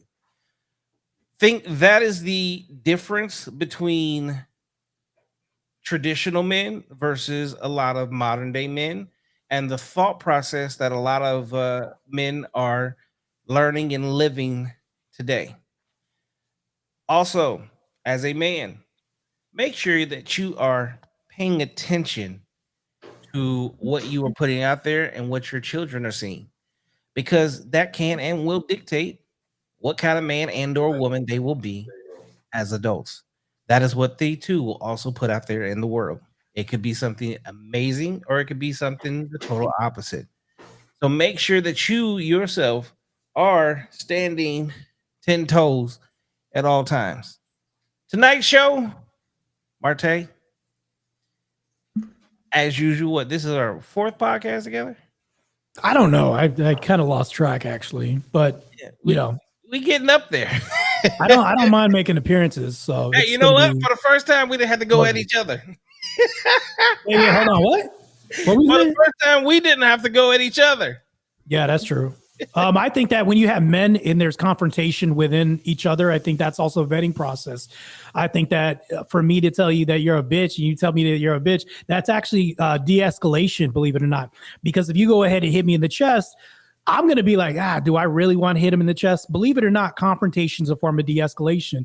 And I think that sometimes I think that you can know who the soft man is out of the group because he just goes along with everything. And I think that absent any confrontation, you just have allowance and everybody can do whatever they want. And that's not how even men's groups functions, like real men. So, well, thank you.